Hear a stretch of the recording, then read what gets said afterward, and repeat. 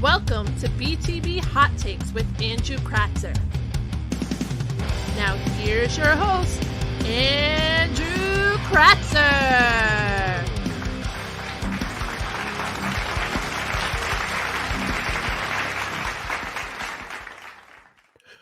Welcome to Beyond the Barricade presents Andrew's Hot Takes. I'm your host, Andrew Kratzer, alongside my co-host, Michael Iceberg Steinberg, or my Michael Rosenberg.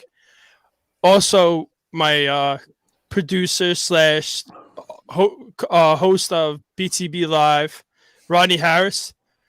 Tonight's guest of honor is one half of the co-host of BTB Live, Krista Carlos, and Rodney's childhood friend, Mark Ray. How's everybody doing tonight? What's up, Andrew? Gonna start off with the guests tonight. I'm gonna go up and then around. So, How you doing, Chris? I'm doing good. Nice to see you. Finally showed up for your show. Yeah, last week I went to an Islander game. I apologize. I got to finally see a win at the stable, and I still haven't been there.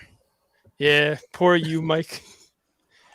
And Jessica Hoffman, thanks for joining. Hello, Jessica Hoffman. Long time no see. Yeah. And how you doing, Mark? I'm good, brother. It's been a rough start to the year, but I'm here. I'm happy to be here. Hey, Rungeon's early. He goes, yo. Rungeon's early, ready to start some shit. He's starting up. Yeah. Let's keep our racial jokes to a minimum. Yes. Racial jokes to a minimum. You can still create good characters, but keep it to make it PG, a little bit PG-13. Well, it can be R, but it's not full long X-rated. Do you understand? Not MA, not TVMA, not TVNA.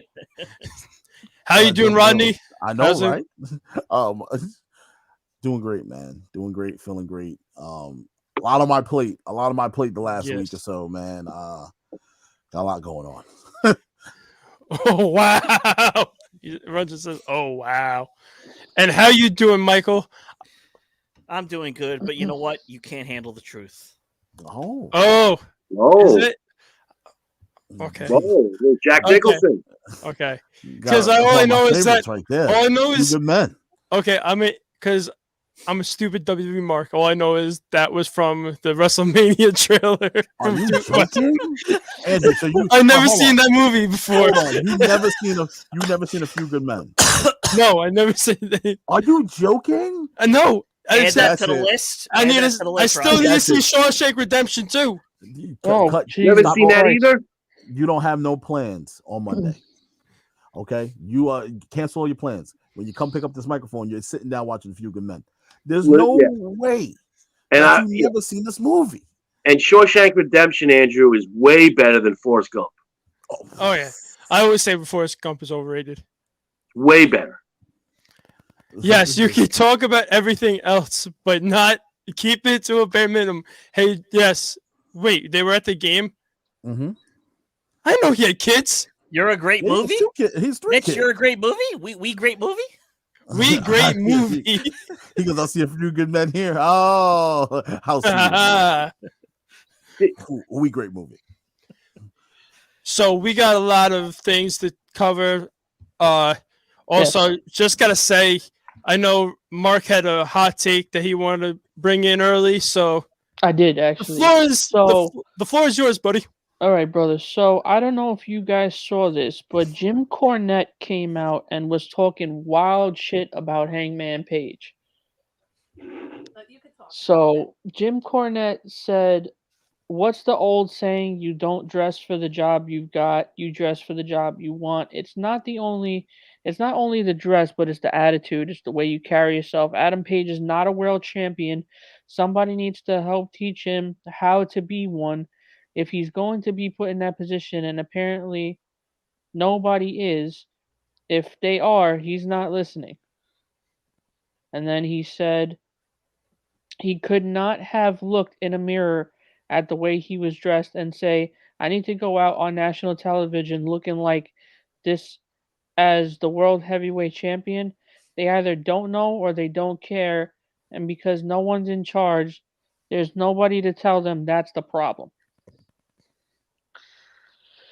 So I agree a little bit. I don't agree at all. I agree a little bit with him. I agree a little bit. What the fuck? I said it. Wait. I said what last week or the week before that Hangman was a little boring until he had that second match with Bryan Danielson. He came out with some fire. I had said it. He was coming off a little boring, and I don't think Jim Cornette is that off the mark. Rodney, you're muted. It's more so the way they were booking him. I wouldn't say it was more so him as a performer in general, because Hangman is a great performer. The guy's got extreme talent. Oh, I'm not talking about the performance. I'm talking about what Jim Cornette's talking about, the rest of it. Yeah, no, I get it. But my thing is, you have to take it from this perspective. Look at when Moxley was champion. Did Jim Cornette come out and talk shit about Moxley being champion and how Moxley was carrying himself as champion? I don't think so. Yeah, exactly. But Moxley, my thing is, it's what Jim Cornette is really trying to get at is the way he looks, the way he carries himself. I agree that there was an outfit he wore a couple weeks ago that was really bizarre. It was, it definitely it wasn't a good look on him. It just wasn't. What I missed, I just got some tremendous news. But what I missed, good news just follows me. Okay. Okay. All right. Well, let's start off with that. What's your good news? I can't tell you the good news because the person that just told me to have to say it on the air, so I can't tell you. All right. No, well, we're talking about what Jim Cornette said as Hangman being champion. He basically came out and said that he doesn't feel like Hangman is condoning himself properly as champion. He doesn't feel like he was dressed to be champion. He was talking wild shit. If you want, I'll run it back and I'll read it again real quick. I actually listened to Corny's podcast, so Corny's just being corny.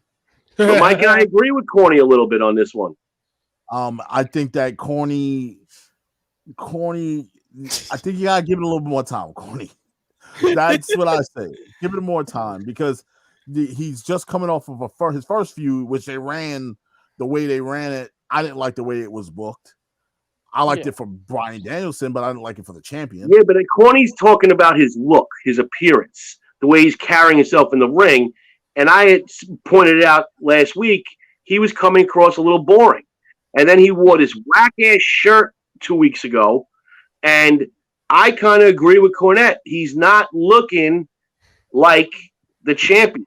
Like I have to agree with Cornette here. He talks out of his ass a lot, but I'm not going to disagree with him on this one. So Hangman has to step up. Mike, please step in.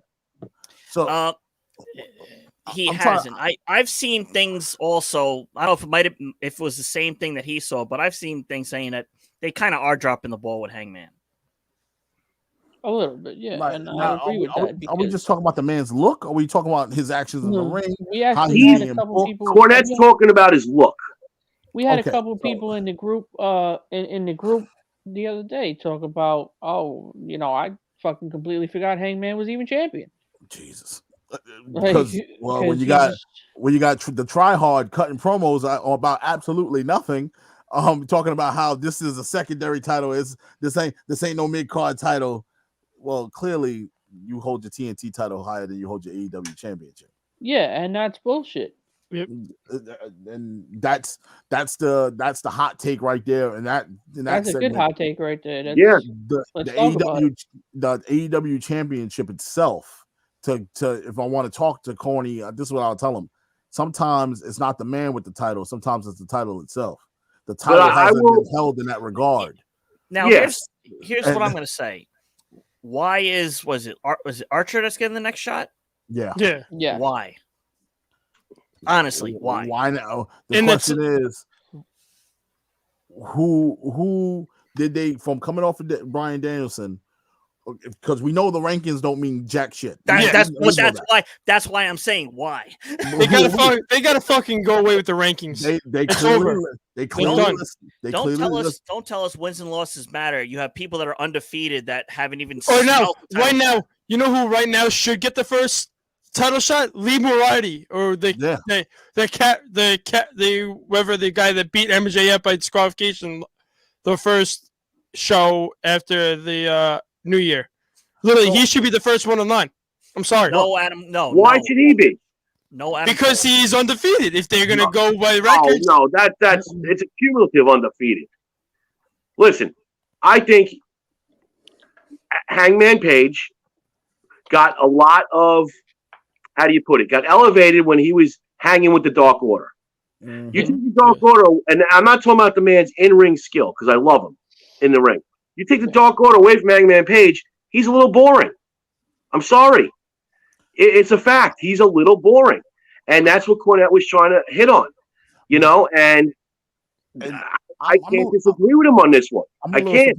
Forget about the booking. Forget about all that shit. It's if you walk out there, you command the crowd as the champion, and I don't think he's doing it. I'm sorry to say it. I know a lot, and I'm a big fan of Hangman Page, but I'm watching him last couple of weeks. I'm like, he's a little boring me, and that's what I think Cornette's hitting on.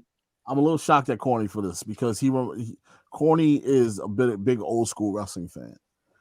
Hangman Page speaks to Corny, and I can see why Corny would be extra critical about this because he's probably taking this personal. Yeah. Because Hangman's character speaks to the generation in which Corny was huge in the wrestling. Corny started a wrestling promotion back in the 70s into the 80s down south. Yeah, Hangman Adam Page will be his champ, and there's a reason why he would make that his champ. He fits the narrative. He fits the aura of what goes on. The real question is, does Hangman's character, as a character itself, fit the wrestling crowd of today as a heavyweight champ of the world? Well, if you go back to Barry Windham, when he was he's like the spitting image of Hangman Page. Yes, when he was the champ, Barry Windham was a lot better when he was part of the Four Horsemen, when he had a group behind him. When he was on his own, Barry Windham was kind of boring. Yeah. So, and it also played to, as Barry went on his own, the time in which Barry went on his own, wrestling kind of transitioned themselves into a different kind of era and a different kind of talent they want to see. That's where Hangman's character comes. It's very one-dimensional, where I can understand where Corny can get frustrated. I'm a little shocked by it, but if I'm thinking the way he's thinking, he's an old school fan. I'm pretty sure he's not trying to be mean to Hangman. He's trying to just state the reality of it. I just personally didn't like the way he worded it. Yeah, that's him. That's how he words everything. Yeah, that's how he's a snarky. See what he said about Brody King? Yeah. Did you read that? Yeah, I saw that. He said Brody King, he goes, a fat guy with tattoos with trunks that are way too small showed up with with Malachi Black. But I will tell you this: did you watch this week? Brody King's trunks were much bigger than they were the week before. Yes, so maybe he was listening. This man called Penelope before the slut. Like, let's be real. Yeah, straight up. Yeah, I took numbers with that. No disregard, no nothing. Just straight up called her a slut. But that's what he does. Take Corny out of it and honestly look at Hangman Page when he's not out there with the Dark Order. Is he that interesting? And I don't think he is. Yeah. Okay. Forget about the in-ring talent. He's got it. But Hangman Page on his own, I just don't think he's that interesting. Mitch, I'm sorry. They did not need to go the full 60 minutes the first time. They didn't need to go the full 60 minutes the second time. Andrew, Runyon wanted me to show you the picture of his kids. Oh, nice. His kids are the ones in the middle, the one with the black hat on and the white hat on. Okay. That's his sons. Nice. But they're at the game. Yeah, he just sent me that to me, so I guess he needed to show you proof. Anywho. Well, Mitch, the second one was a half hour. Yeah, the second one was a half hour because they didn't want to have another 60-minute time limit match, so they went to the judges. Like, that was so dumb too.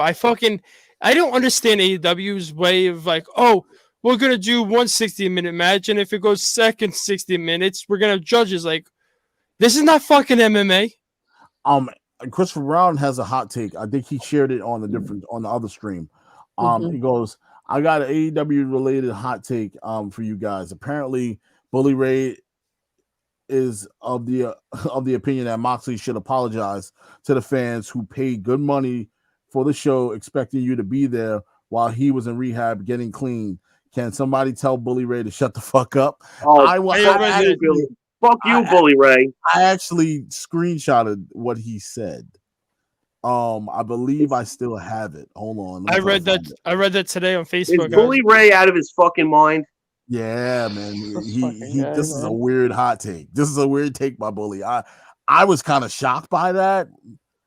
Once again, I didn't listen to the full episode yet of Busted Open because I listen to everything. But yes, we know you listen to everything. You listen to every wrestling podcast on the I do on the book. So, that's all I do. I don't even listen to music anymore. But you on the way to work, listen to wrestling. On the way home from going to wrestling, listen to wrestling.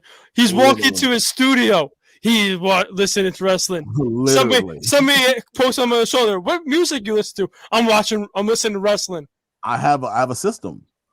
Mondays is was Conrad's day, but Conrad's slipping. He's slipping. I can't listen to him. No. So I move Corny to Mondays. I have Jeff Jarrett on. Jeff Jarrett is on Wednesdays. I have Bischoff on Tuesdays. I have Busted Open going on Fridays because I listen to the other shows. I skip Tony shows on Wednesday. I can't listen to Tony on Busted Open no more. He drives me crazy. I can't do it. So I'm about to tell you listen to AW Unrestricted. A little bit. I do listen to everything Conrad puts out from on show to Shivani show. Shivani show is really good. They do watch alongs with the old NWA episodes. It's mad fun. So much fun.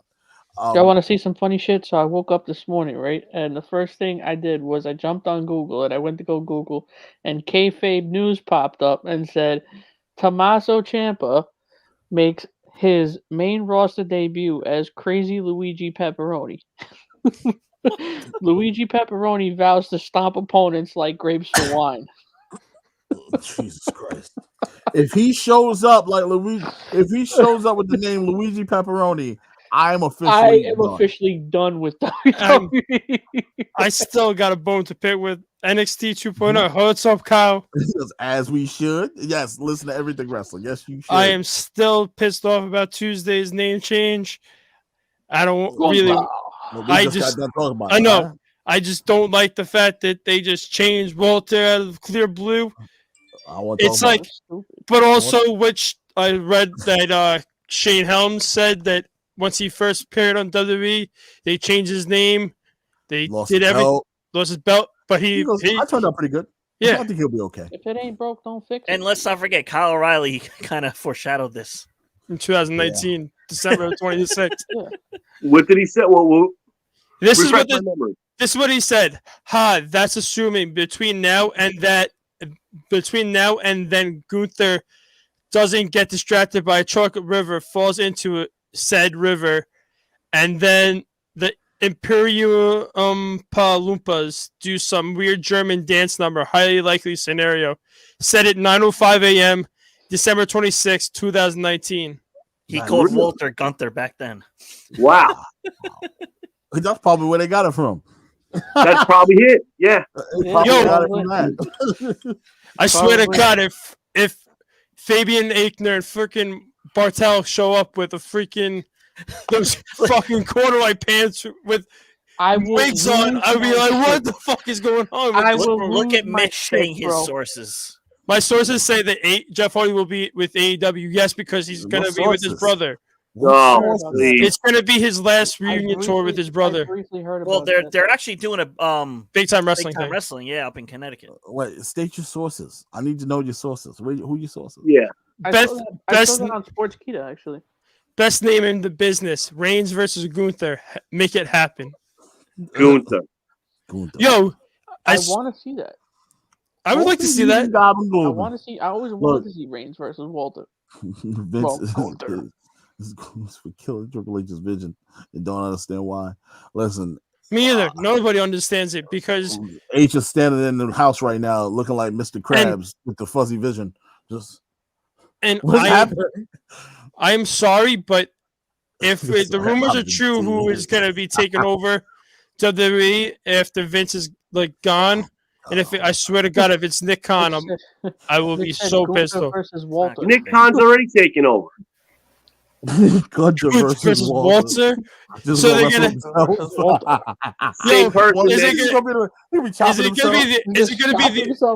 it gonna be the Undertaker versus fake Undertaker? Oh, well, we've seen that. We got to taste some of that. Or Kane versus Imposter Kane, aka Luke Gallows. We need fake Diesel and Razor. Come on, that's where we're going. All right. Yep. We got Saray who want to beat Britney Spears all of a sudden. Oh, Saray. I came out. I don't know if you saw my the Asian Britney Spears. I don't know if you saw my comment. I said she looks like fucking Moaning Myrtle from fucking Harry Potter. Oh my god. Yo, honestly, I didn't realize who Wendy Chu was. She was She was the girl that was with Xia Li and Polo. Yeah. I was Wendy Chu. I've known that. Karen Q. I was like, I knew that. Yeah, she's Wendy Chu now. Wendy Q. Yeah. Well, she was originally Karen Q. That's hilarious. Kyle said, "I just watched the Cody promo, and Gunther's gotta say an angrily promo. LMAO. What the hell is happening?" That promo. Listen. All right, let's talk about it because I had a few hot takes I wanted to bring up about that promo. That promo was fucking all over the place, bro. Like that promo was just terrible. Like it went from this angle to this angle to let's talk about this person and then that person. Ultimately, just to say, hey, let's have a ladder match with Sammy Guevara. Like you have a ladder already set up. You had the ladder already fucking set up. We knew what the fuck it was. Cody does not need no more publicity. This man has so much fucking TV publicity right now. It's unreal. I see this guy on every fucking channel. Like every channel. Like it's not even just TNT and TBS. It's every fucking channel. He's like Snoop and Shaq. They just take any job. He's on every fucking channel, dude. I was watching Cartoon Network the other night and I seen a fucking thing about the Go Big show.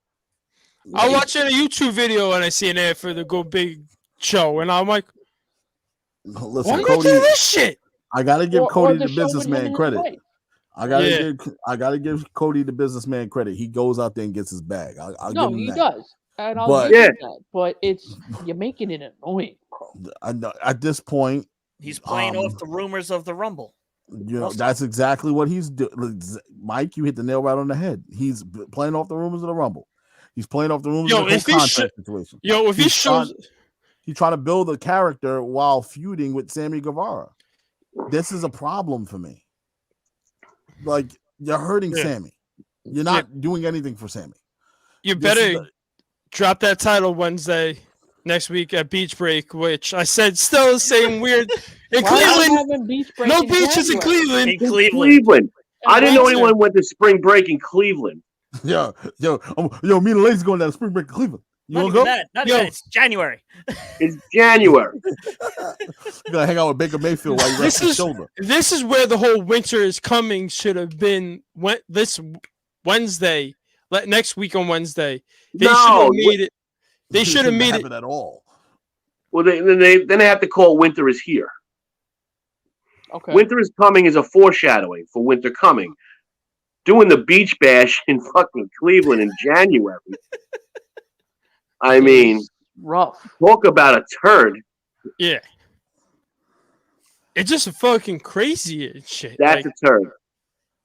Like, if you couldn't get, like, some other trademark, like, make it cool looking, make it your own, but beach break in January? Who's going to a beach in January? Other than you just do Rockin' in Cleveland. Right. Yeah.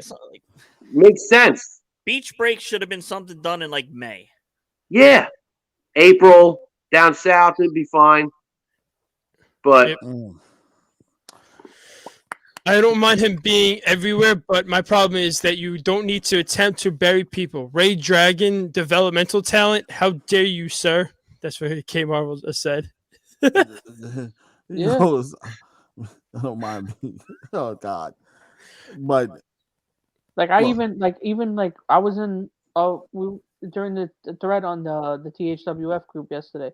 I went up against one of the admins yesterday because he made the main pick for the thread, Cody Rhodes, and I was like, "Why the fuck are you making it Cody Rhodes return when you have John Moxley coming back tonight? Nobody cares about Cody returning." Like, What's your thoughts on the whole Moxley situation with the fan? oh, that was great. loved it. That was great. He literally told the Loved it. "Go fuck yourself. Get this He guy the hell out of here." Now, First of all- maybe next week he'll tell Bully Ray to go fuck himself on live And he TV. didn't bleep it. I He didn't really bleep it. I really hope I really hope that he responds to Bully. Because I do that too. right there, Or Renee does it. like I really hope that somebody clipped it and put it out there. I hope that they got the full transcript of it out there, because I really want to hear how it was used and what context was it used. Was that exactly what was said? Because this is something that I take very, very personal. When Knowing people that douchebag, that's how it was said. like when people are going through something like that, you have the nerve, the unmitigated gall to come out your face and say some stupid, Is Mitch like typing? ridiculous stuff like with that. Mitch, Mitch, his eyes are you closed? drunk? No, Mitch is typing with his Mitch tongue. is hitting the tall boys. Mitch had like a little can of Bud Light extra, the next Nah, he ain't January. drinking that. Now you know he's drinking. What the Remember, guy say the remember, fans remember do? Hurricanes? He's drinking the Yes. 99-cent beer, Hurricanes. Drinking the Hurricanes? Or You drinking drinking the old days? Well, If you old got the read old that- E's, got a read that 40? little bit of Old East English go Jackson, down it's kinda rough. funny. Yeah. Is he Edward 40 Hands typing? That shit'll go fucking. Oh God. But Well- I don't remember offhand what the guy said there. What, does I thought anybody he said get like something out drunk, get I- this I drunk don't out of know. the ring. Yeah. He I goes, heard pretty much he called him I heard drunk. he out said of the something, ring. and Yeah. You got some nerve, Yeah. bro. You got some balls. We just Yeah, gotta we also hope. talk We just about gotta hope Huge fucking Mox balls. stays the course. Yes, Oh, I think it. absolutely. I think him. I don't want to think be. honestly. I don't want to be going back to Atlantic City, seeing him in the bar. Honestly, I think Sunday at GCW he needs to drop that GCW World Heavyweight Championship to Homicide, so he doesn't have to be involved in a company that has hardcore matches. Because you're gonna put yourself through that pain again, and you're gonna literally go off the wire again. Because And please, AEW, don't make him fall off a ladder and look stupid. and also like I love that John Moxley came back and he's clean. What are the requirements? What the heck, Well, I mean, I'm Mitch said talking to that. your uncle right now. Uncle Al? The only uncle I can conversate with. I'm about to say you're talking about Uncle Lenny. Why would I be talking to your Uncle Lenny? I don't know. No, your Uncle Al, he's doing his thing this weekend. So Kalen, they extended the offer to me. I'm gonna be in Jersey. Oh, nice. But I might be able to make it back in time. I'm not too sure. But I'll be in Jersey at Ryan's house. Ooh. Oh yeah, should be fun. If you come back in time, you'll see me drunk. Are you gonna order the fight? Start the way I'm coming. Y'all order the fight. I don't think we ordered the fight. We watched football. Boo! Come on, man. Watch Is it? football. We watched Football will be over football. by then. I'll see. The games will be over by then. I'll see if they have ESPN Plus on the big TV. All right. If not, I'll sign in with my account. I got you. So yeah, Crazy prices, though. yo, it's fucking crazy. Did you see what Dana said though? It's like, don't blame me, blame ESPN for that. Yeah, that ain't my fault. But anywho, But yeah, Bully Ray. Yeah, should get kicked in the yeah. teeth. I didn't even call him Bully Ray. Call him by his fucking lame name, Mark LaMonaco. Oh, He doesn't Mr. deserve. Lamonaco. He doesn't deserve to be called his name. Let's call him what Mark Lamonaco is, a fucking douche, and he needs to shut his fucking trap. Mark Lamonaco. Yep. Can we call him Marky? Marky. We call him Marky Mark. Little Mark. And he's a fake tough. According to Rob Van Dam, he's one of the fake tough guys. Yeah. Yeah. Also, Can't according to back Anthony, it up in real life. according So to Anthony too, he got in Anthony's face. That was crazy at the gym. yeah, that's right. Him and Anthony had an altercation. Well, Anthony tends to have that effect on people. Yeah, everybody thinks Anthony is a penis without a head. Yeah. Whoa. Listen, no, they Hey. they really hate Anthony. Like the hatred for Anthony Carragher is real. Oh, the hatred for Anthony in the softball world is huge. Yo, he's an ultimate heel. Yeah, they hate him in the softball world. He got kicked off the podcast. He got kicked off the podcast. He got kicked off his own team. He got kicked the whole off the team Avengers? he started. He got kicked off. He got kicked off his own team. He had to, because of what he said on the podcast. That's crazy. He's got to start it. He had to start a new team. What did he say in the podcast? So you can't disclose it. I forget, but he said something stupid. Well, on a more positive note, though, John Moxley does look great. Yes.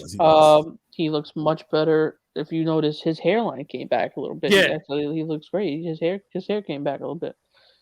I think he honestly looks like how he looked when he first came to WWE.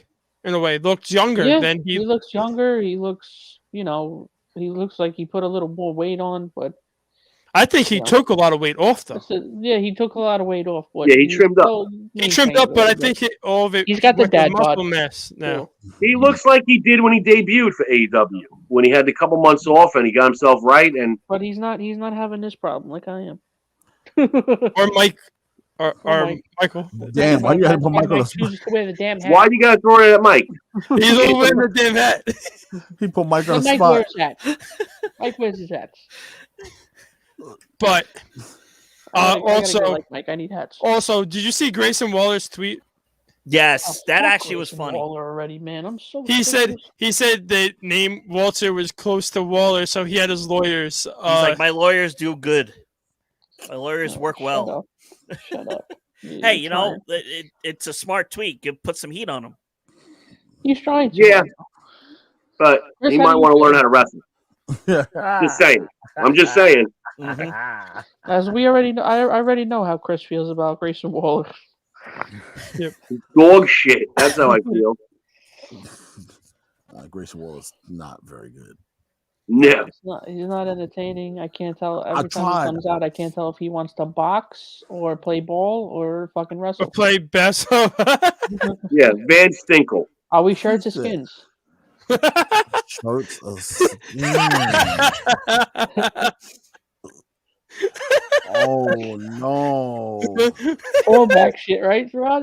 Oh my God! Back to the days. Yo, Vince likes this shit.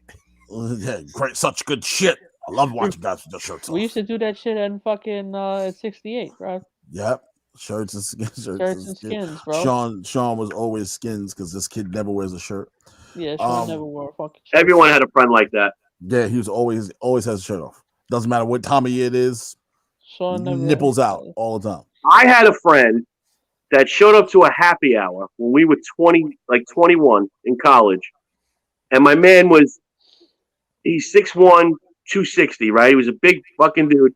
He shows up to happy hour, Park Bench in Stony Brook, with white jeans, black cowboy boots, and a black leather vest with no t-shirt on. And me and my boy just looked at him like, what the fuck is he doing? And he walked up, hey, what's up, guys? And my brother says to him, dude, what's up with the Freddie Mercury fuck me vest? I never seen a grown man. And I'm like, dude, the vest is one thing, but he showed up to a happy hour with nothing underneath the vest. The Freddie Mercury fuck me. me vest. And no, Mitch. True facts. Oh God. That was fucking great. Yeah. What? I can see that. Why would you do that? I don't know. We still haven't figured it out all these years. But we told him, you got to, like good friends do. Yo, bro, you got to go home and get changed because really, he thought he was Cowboy Bob Orton. yeah, because we can't hang out here with you if you're gonna look like this. Fucking come out next. I just had a match, but it got canceled. Some fucking You guys doing? assless Got leather drinks? chaps. Go get some drinks. Nah, but I guaranteed if y'all tell him that story now, he's like, "Yo, man, listen, I don't know what the hell happened. I don't know. I don't know what I was thinking." Wait, that happened with me? No, He probably deny it. I saw a TikTok today. It gave me his high school flashbacks. I sent to your cousin Andrew. She goes, "Rodney, I know you got pictures of you looking like that." I was like, "Nope, burned them all. They're all burnt. They are ashes right now. I don't own nothing from that era of my life. I don't want to relive that. I don't know what the hell I was thinking." Rodney, you know you got them assless leather chaps in the closet. Nah, see, I didn't go that far. I didn't go that far. What were you wearing? No, this is when I was like heavy rock, punk rock kid, stud belt. Oh yeah, shirt, hair grew out. I needed text Trish, see if she could. Hell no, I got rid of all that stuff. That's this pic somewhere. His mother probably got pics on our Facebook somewhere. This is when Rodney was wearing a band shirt to school every day. Also, news today. Fightful learned that WWE has denied Mustafa Ali his release. Yes, I saw that. And then there's good news. It's a shame. Sami Zayn has resigned officially. Oh, so really? Both him and KO are both staying, which actually I felt I'm that shocked. coming. But I'm shocked with the whole KO's thing and also Sammy's thing. Well, it just proves maybe not everybody wants to leave. Well, hold on. He has Andrew. You have. I want to hear your take on this because you haven't done the damn show in God knows how long. So when KO signed, you wasn't even on there. So tell me how you feel about the KO signing. Okay, KO. I thought to myself, okay, he's gonna go, let his contract expire. He's gonna go with his family, like take a little break, then come to AEW and debut as Kevin Steen on AEW, running Rampage all over AEW. But then when he resigned, I was like, okay, he's getting the WWE Championship no matter what the fuck happens at day one. And then the whole COVID shit with Roman Reigns hit, and then they had Brock Lesnar, and I was like, well, there goes Kevin Owens' title. Nobody caught the pun. Run a Rampage. I caught it. AEW. I caught it. That was a good one, Andrew. You're welcome. But now with Sami Zayn resigning, it's fucking crazier too. But I like the fact that he's doing this little thing with Johnny Knoxville for a little bit because they're trying to promote the movie Jackass Forever that's coming out on February 4th. Me too. I know Mike doesn't like Jackass. Meanwhile, he is a jackass. That's messed up. Stop.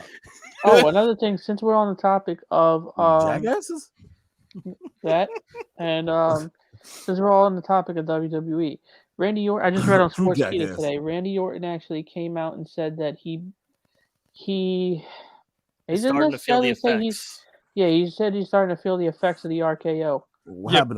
The weed is wearing. No, I think it's honestly. No, he's saying his age is starting to catch up to him, and it's also like I think when he. Even if you're like, I know it's like everything is like choreographed and everything, but you're still landing on that. I think you're even if you're landing on those like little wooden planks, still it still hurts.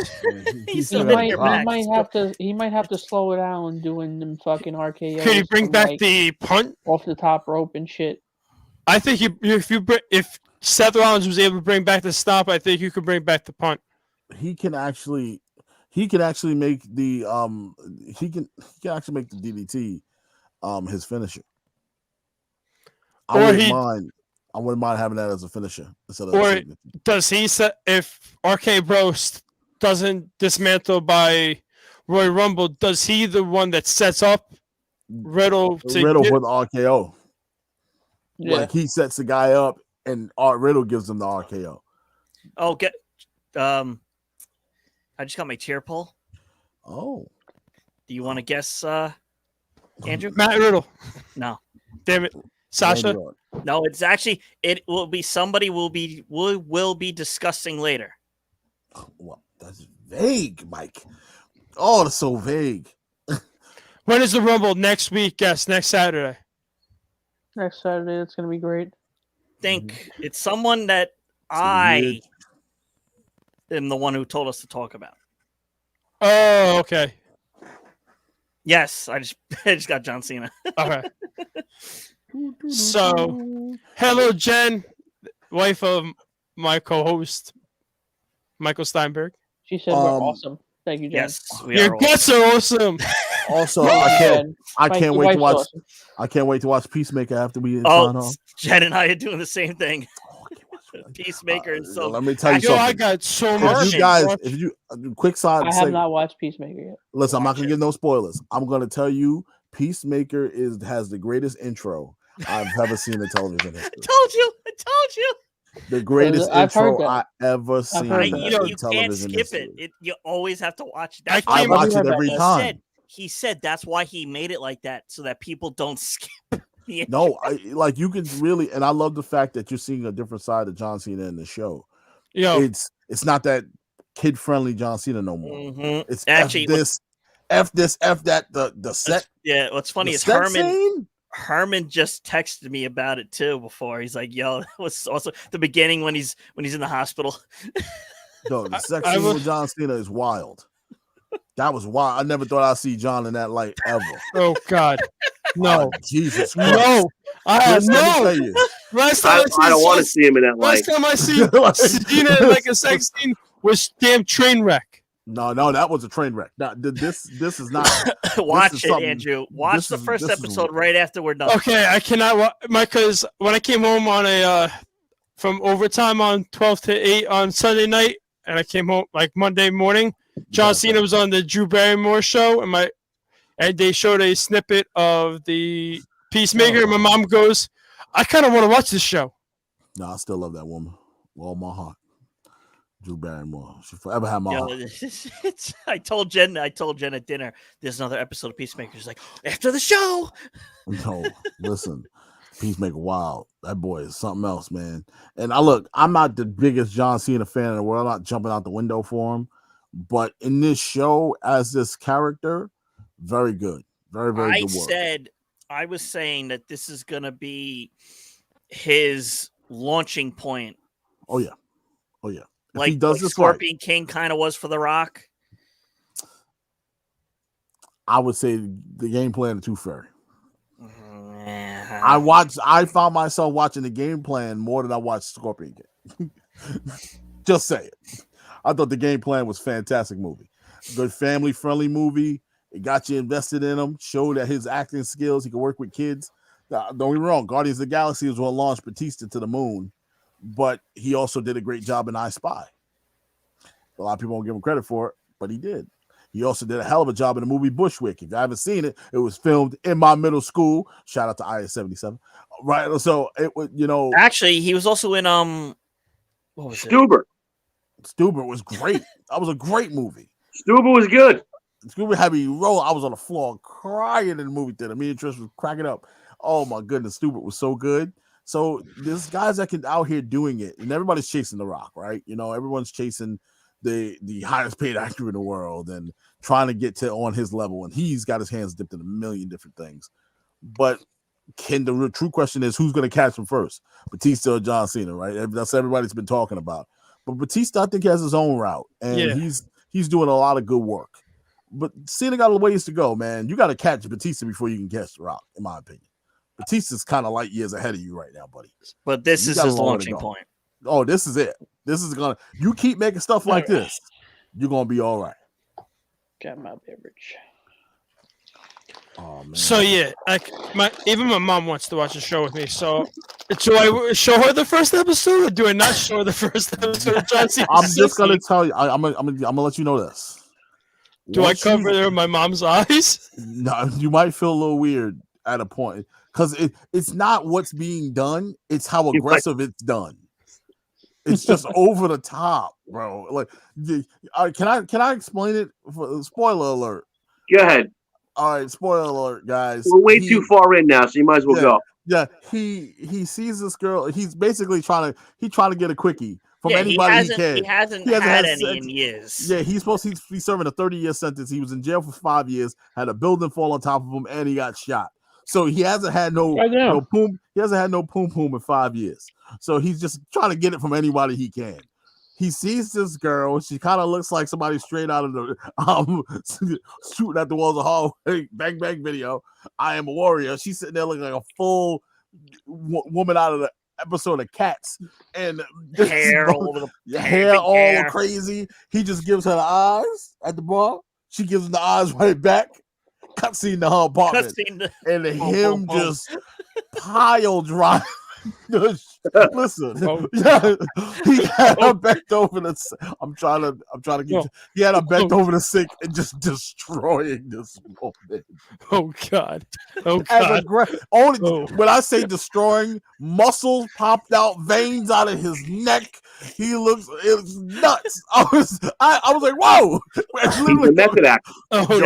Jen and I couldn't stop laughing that whole first episode from start to finish. It caught me off guard, man. I wasn't expecting because a cutscene, and I thought they were just gonna show her, but they showed full screen shot, and it's him just going to town, and I was like, "Damn, John!"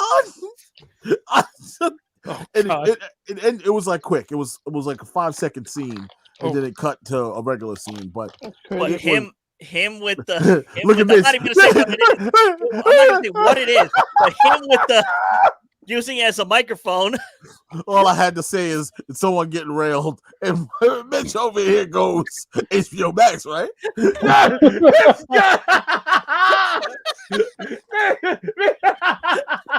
It's not Pornhub, Mitch. Mitch, you gotta stop, man. It's a TV show. Yeah. There's no Skinamax. Oh, Mitch just opened up another 40. Oh, Mitch, you gotta stop it. He goes HBO Max, right? HBO. He's looking at it right now. He wants to see that John Cena veins. Oh my God! Yeah, let me tell you something. It caught me off guard, and I'm not a guy that's like with like a prudish or anything like that.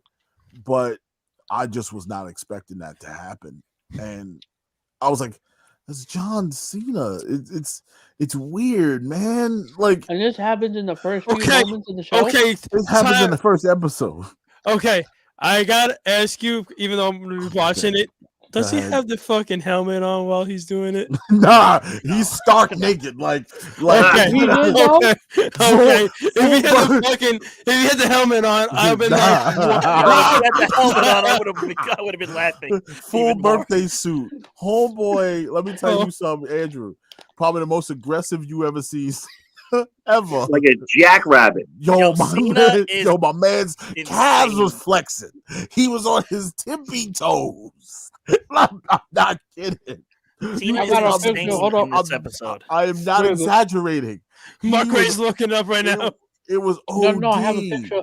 It was overdone, bro. This shit is funny. It says me invites my friends over. My dad. Dad, and he's done with the scene. He's like that. Yeah, he's walking around in tiny whities. Everything after it, because in the show he's like it's weird. He's a man, but it's like he's still stuck in a different time frame. Like a man with a boy's body. Like he's stuck in the 80s. No, he's just. Oh, we went too long with this. We got to move. Yeah, we entered a weird. We went off the rails, but Rodney. Yeah. I know you were telling Rungeon to keep it clean. yeah, Jesus. And now we took it off the rails. And Rungeon's probably looking at us. Rungeon seems like Disney now. Do you know Rungeon was the one who told me to watch it. I told him I didn't want to watch it. I have no interest in watching Peacemaker. He goes, Rodney, watch it. And I was like, what, me texting you guys right after saying how awesome it wasn't enough? Mike, you text us every time you watch something, tell us. Rodney needs to be told of. Mike watched the movie and he said of John Cena jackhammering somebody. Mike texted me this morning. Watch the first 15 minutes of Eternals. Boring. Yeah, it was. Or It was. externals when he said it. But this No, is it what. autocorrects all the time. But he didn't tell me about that, dude. They caught. I'm just saying, y'all gotta It watch caught it. you off guard? It caught me off guard, man. I wasn't expecting that, man. It was a Oh, lot. damn. It was It's a lot for one to handle in episode, 5 bro. seconds. It was a lot. It was funny because it was just overdone. It was. It didn't need to be like that. But But look you who know what? directed it. You know what? I get Thank it. you, James Gunn. James Gunn. you. Damn, you caught me off guard, man. Good show nonetheless, though. Other than that, take that Okay. scene away. Still a good show. Yep. Still a good show. But nonetheless, moving on. Okay, Rodney, I know we have a GoFundMe that we're Oh yes. for No, doing- that's a horrible segue. We can't. Can we talk about something else before Yeah. we drop that? Yeah, you Okay, can't that's the segue end. like Alright. that. Segue. One of the You can, Drew. Let's Come Okay. on, Pay-per-views. man. Oh my god! Wow. I don't want to read it now. I Okay. just, We'll save it, Okay. save it for the end of the show. Put it in I the need some ending ho- clip. I need We'll some holy water. okay. We'll review.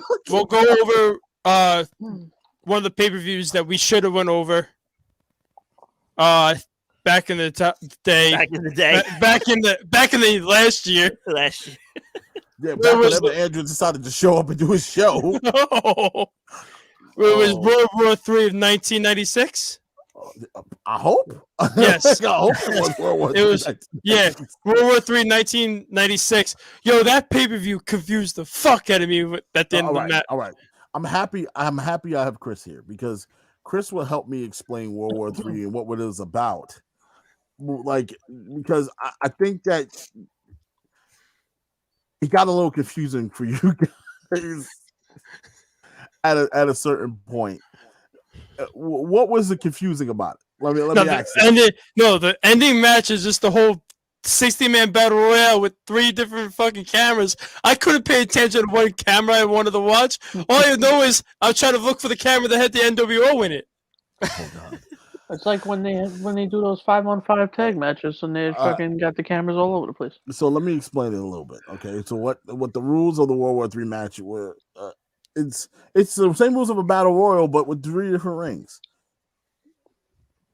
You know, Really? last man standing is considered a winner, So it's like war games, but with 3 rings. literally. And And once they the- get down to a certain number, they all go to one ring. one ring, and Yeah. that's and the cool. See, back in that time, that's why it was cool to have a big roster because you could do things like that. And of course, at this time, Bischoff was just about becoming in charge, so it was like he had the creative control to sign all of the guys that they possibly wanted to sign because at this point it was an open book. Ted Turner was gung-ho set on beating Vince McMahon to no end. It didn't matter what you had to do. My book is open. Sign whoever you have to sign in order to get it done. Yeah. And he basically was bringing in anybody he could.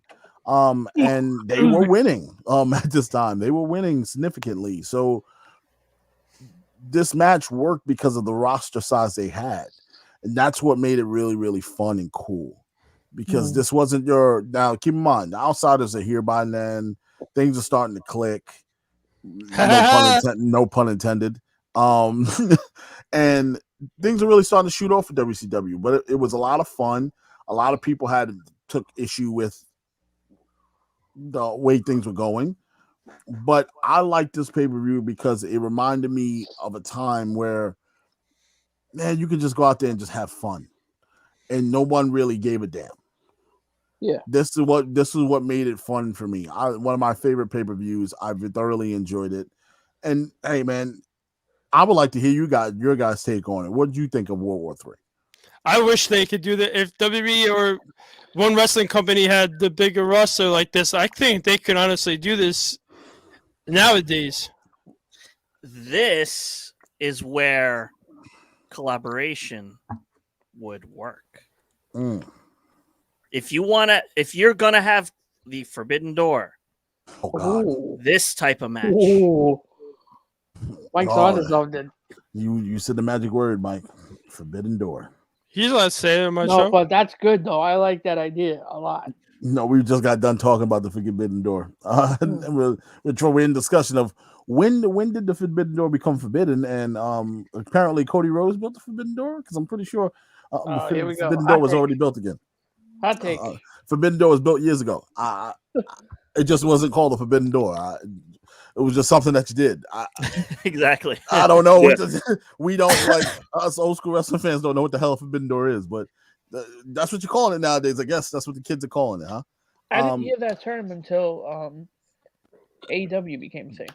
Yeah, and then Excalibur was using it a lot on commentary, and then the internet wrestling community really caught on and started running with it. And there you go, Forbidden Door. But this pay-per-view was fun. Forbidden Door used to mean a totally different thing in the 80s. Just saying. There's a pay-per-view I might actually have to try to go back and watch. There was a movie called Forbidden Door, I believe. Yeah, yes, it was. It was in the back of the fucking video rental store behind the curtain. I'm just saying. Yes, no, he's right. I'm not trying to get into it. We're not giving you the That's where you found details. it. Yeah. We're gonna circle back. I don't want to come full circle. I already embarrassed myself enough on this damn show. Yeah, you already That's where you found that one. Yes. So the Ultimate Dragon, to start off the night, we had Ultimo Dragon taking on with Sonny Ono taking on Rey Mysterio. You know, you gotta understand something. WCW had cruiserweights for days, but they weren't afraid to go tap in to other cruiserweights. They were able to tap in to other opportunities elsewhere. Yeah. When you have Ultimo Dragon, some people call Ultimate Dragon, some people call Ultimo Dragon. I like to call him Ultimo Dragon. When you have somebody like of that ilk come in, Sonny Ono's with him. It's a big deal.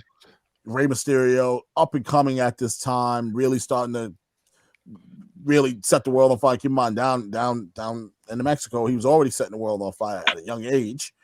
Yeah. So he's really young at this time and really going off. These two put on a clinic for 30 Was this minutes. before or after? Was this before or after that he got lawn darted into the trailer? I think this was after. Okay. After he got lawn darted. Bah! Man, that was funny. So, probably one of the most iconic moments in WWE history. WCW history. Yeah, that match went on really, really well. If you like a good cruiserweight match, I do recommend watching anything Eddie's involved in, anything Ray's involved in.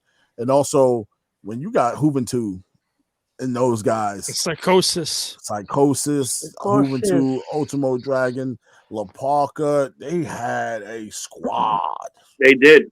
Of luchas. Dean Malenko, Chris Jericho. Listen, I'll put Perry up there. I'll put Perry in that mix. He could hang. Perry Saturn can hang with all of those guys. People keep sleeping on Perry Saturn. Don't you sleep? Perry Saturn can hang with anybody. Don't you sleep on Perry. Don't do that. Don't do that. That's the last thing you want to do. Man, I hope he's doing all right, man. I really do. He should be teaching wrestling right now to somebody. He really should. Teach you a lot. Anyway, back to the pay-per-view. Now, the match went on for 13 minutes and 48 seconds, where Ultimo Dragon definitely went over and defeated Rey Mysterio. Third match, we had Chris Jericho coming out with Chubby Teddy Long taking on Nick Patrick. Yeah, I said it. Nick Patrick, the referee.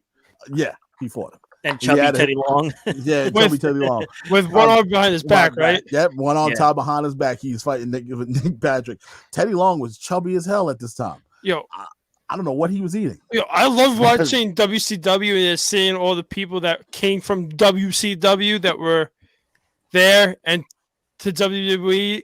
Like, I did not know Teddy Long was in WCW at first, and then all of a sudden I see him, and I was like, I said, holy shit. He was a manager. I said, hold it. He was a real deal Holyfield. People, you know, it's so funny because a lot of guys look at guys as skyscrapers, WWE guys. You know, he's WWE guy.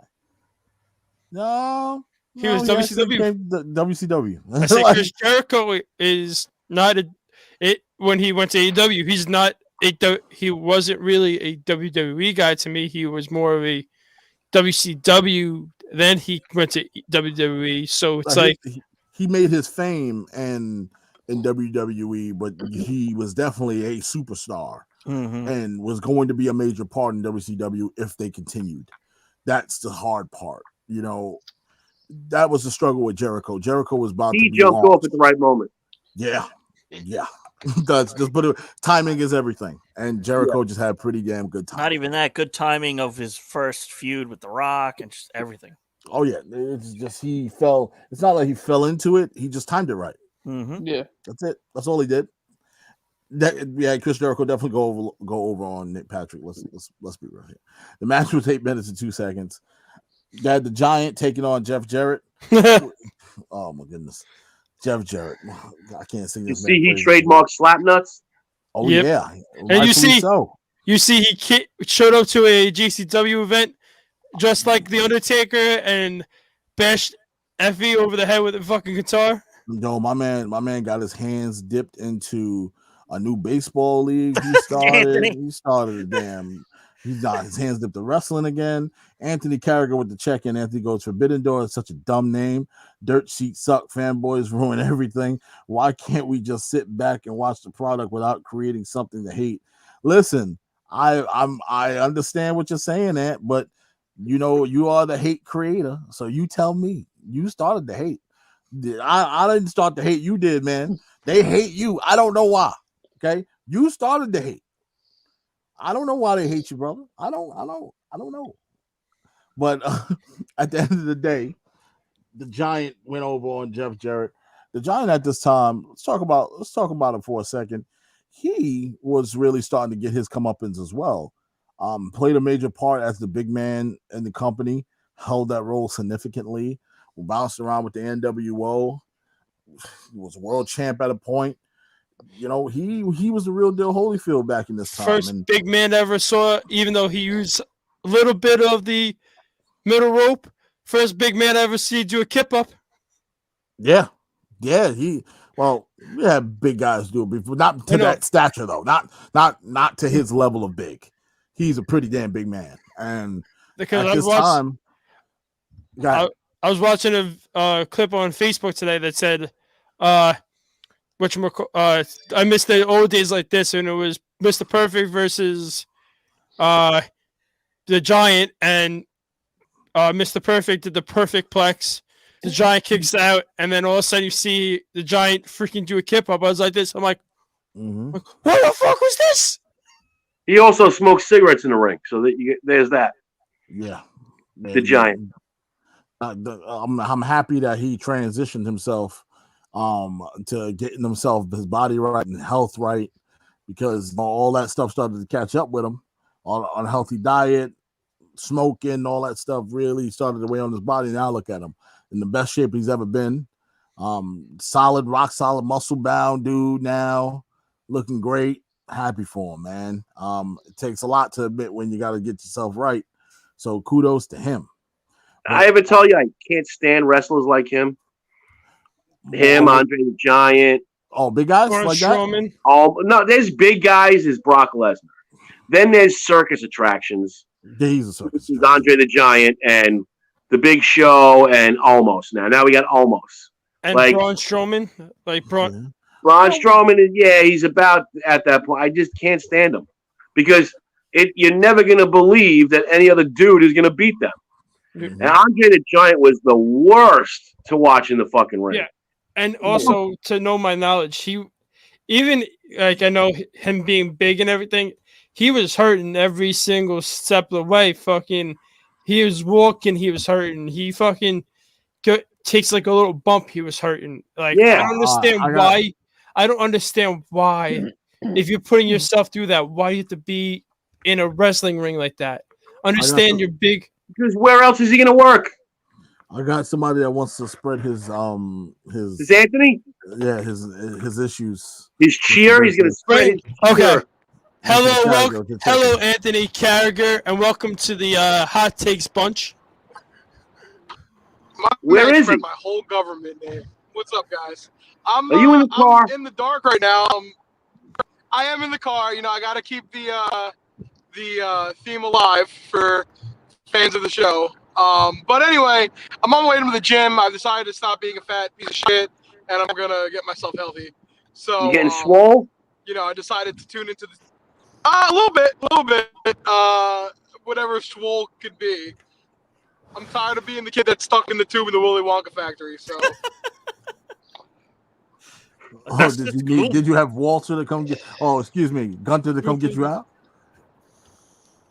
Yeah, well, that's pretty dumb too. But like the whole Forbidden Door thing, and I didn't want to cut you guys off as you were discussing a pay-per-view and stuff like that. But the whole Forbidden Door thing is so dumb in my opinion, so dumb, and I hate it so much. Like we sit here and we talk about the Forbidden Door, which again, dumb name because, you know, in the 80s and in the 90s, the Forbidden Door was what lied behind the curtain in Blockbuster, you know, where there was no rental fee. It was, you know, give the guy $20 and you got to walk away with a, you know, black DVD cover. But anyway. Listen, see, hold on, Ed. See, Chris, he's trying to get me in trouble, bro. He's trying to. I shouldn't have said nothing. I should have left Peacemaker alone. Go ahead, Ed. Y'all trying to bury me. This is what y'all trying to do. Because, all right, so going back to the Forbidden Door thing. So the Forbidden Door, like, what is the Forbidden Door? All the people jumping from other companies to wrestle in WWE? Is that what the Forbidden Door is? Anthony, in broadcasting, you know, we call it the fourth wall, right? But there is no door. There's no door. There's no such door. Like, but no.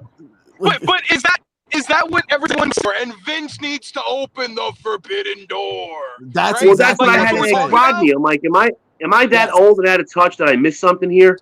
Because I've been watching wrestling for all these years, and I never heard of it until last week. But like, let's even break it down even further, right? So like, Cody Rhodes might be in the Rumble, and that's breaking down the Forbidden Door. John Moxley, he might be in the Rumble, and that's the Forbidden Door. Chris Jericho, the Forbidden Door. Mickey James, the Forbidden Door. Why the hell do we give a shit? All of these guys wrestled for WWE like 5 years ago.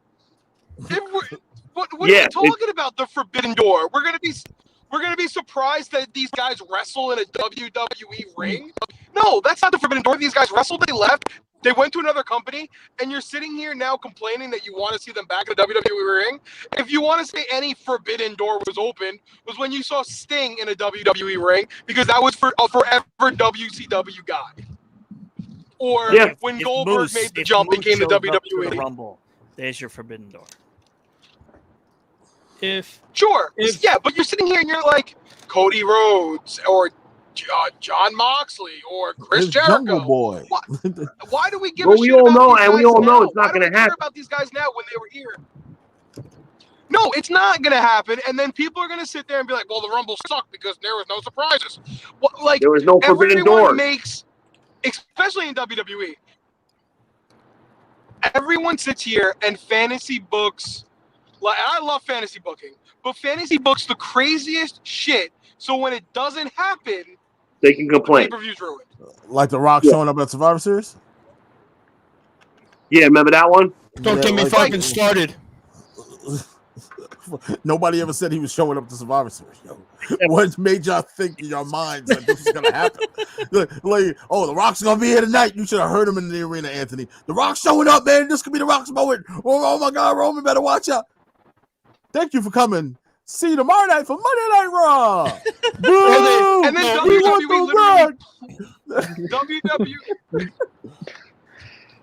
WWE literally played the fans, knowing that that's what they thought, and they did a Rock tribute show. Like, come on, damn sure did. Yo, the first time you heard "If You Smell," I was like, ah! And then also they showed the fucking video package. I was like, that was hilarious. I was like, because like. Listen, at the end of the day, I love fantasy booking, right? I love trying to think what's going to happen and try to outbook the bookers, right? I love that stuff. But like, stay in your lane. You know, if you're fantasy booking that the final four in the Rumble is going to be Cody Rhodes and John Moxley, then you need to go fucking get your head checked. One. Yeah, and you're two, out of your mind. Maybe you're not this big AEW fanboy as you thought you were. Like, I'm tired of this Forbidden Door, and then Cody Rhodes just fuels the fire on AEW. Listen, I'm getting tired of Cody. I'm wondering if Vince has to pay utilities because obviously he's living there rent free. Oh, yep. They've always been rent free in AEW's head. Hold on. We already established that Cody's just gonna do this. This is what he does. He's gonna mention them. He's sour. He's the Bret Hart of the bunch. He's just a bitter man. I'm used to it. I'm not gonna even complain about it no more. Just let him do it. Stop reacting to it. Don't react to it, because at that point he's gonna stop. He's gonna stop saying it. If you don't react to it, the more and more you react, the more and more he's gonna do it. It's like I don't know why Homeboy's so angry. He's got a hot ass life. He's all over TV. He's making a shitload of money. Yeah, and he's still angry. Why is Homeboy so angry? One. That's what I said. Why? Why do you care what WWE is doing? I know why he's angry, because they fucking made him show up with a fucking one-piece shoot, or a one-piece thing, and made him paint his face like a fucking star, and made him Stardust. Nobody makes a grown man do anything. And he's overcome that. True, but I'm sorry, Andrew. Did he cash that check? Did he put that check in his bank account? Yes. And trust me, I sure did. It He wasn't could have that had the bad. balls like his brother, and came on TV and told everyone in WCW that the friggin' Stalker character was bullshit. 7, baby. That's the best. 7, whatever the hell they was. That's the best promo ever. Where he at? Come on, I'm gonna pull him up. Hold up. Put up the picture. Where's 7, baby? Where's he looked like the fucking demented Uncle Fester. 7. My man. But my man Stardust, my man Stardust cashed every check he got. There he is. There's 7. Look at my man 7. But also, 7 lasted all of 7 minutes. I gotta say that WWE ruins their shit when they fucking tell you who the hell is participating in the Royal Rumble. And when I remember back in the day, you had to fucking qualify, you had to do this or announce your thing. And the day they fucking said Mickie James was in the Royal Rumble, I'd rather had that be a huge surprise that she shows up with that in an Impact Knockouts Championship. Impact would have spoiled the shit out of that because it's publicity for them. Facts. And remember, they already did. They said it. They said it right before. Nails. They appreciate it. Though, And not for nothing, but WWE has done more for Impact than AEW ever did. Exactly. Yes. 100% they did. They're doing more. All AEW did was take their main title. Exactly. Rodney. I'm not gonna lie, Rodney. I'm looking at your thing. I didn't know if that was 7 or if that was Mitch. No, I thought this was you. But I gotta say though, I will not be that pissed off if Moose shows up to the Royal Rumble and wins the Royal Rumble. Moose. Deuce. Oh my God. Oh, Andrew. See, this is the fantasy booking I don't like, man. Hey, If it happens, it happens. If it doesn't, it doesn't. No, but nice, little cozy so house. I will say this: I always love the Royal Rumble, no matter what, because the nostalgia of hearing the 10, the counting down from 10, but also I'm hoping, please God, let Royal Rumble next year be in fucking New York, please. So you're gonna attend one finally? Yes, and I complete my big 4. And I'll go to my 3rd. Anyway, look. I love the Rumble. I love the Rumble's fantastic. Anthony, before I let you go, I just want to tell you that I watched Nacho Replay yesterday. Nacho Libre? Yeah, Nacho Replay. Nacho Libre? And I have to say, more and more, you look like Jack Black every time I watch that damn movie. I was like, one day I'm gonna have, and that's why I'm in the car right now. I'm going to the Joe look like Nacho Libre, like obviously. Now you sound like Robot Nacho Libre. I'm trying to look more like Libre. Anthony in the sound effect. Oh my God, Anthony sounded like like Johnny Five. No, he sounded like the beginning of Iron Man for me. Yeah, like yeah. I am Iron. Black Sabbath. Black Sabbath. I'll go then. Enjoy the show. Love you all. Nah, man. Thank you for checking in. If you want to come in next week, you're more than welcome to. We should have a segment. Anthony rants. Yeah, Yeah. Anthony's rants. No, 2020. what grinds his gears? There you Anthony's- go. What Anthony's grinds garbage. Anthony's gear? What grinds Anthony's gears? There's a lot. There's a lot that grinds my gears. Well, you can catch him at 8:15 every Thursday. What grinds Anthony's gears? Yeah. Anthony Carragher with the check-in. Appreciate you, brother. Thank you. See you, Ant. See you, Anthony. Enjoy the gym, brother. See you guys later. All right, well, Well, guys, Anthony Carragher. Check him. Yes. 8:15 every Thursday. One of the curators of Beyond the Barricade.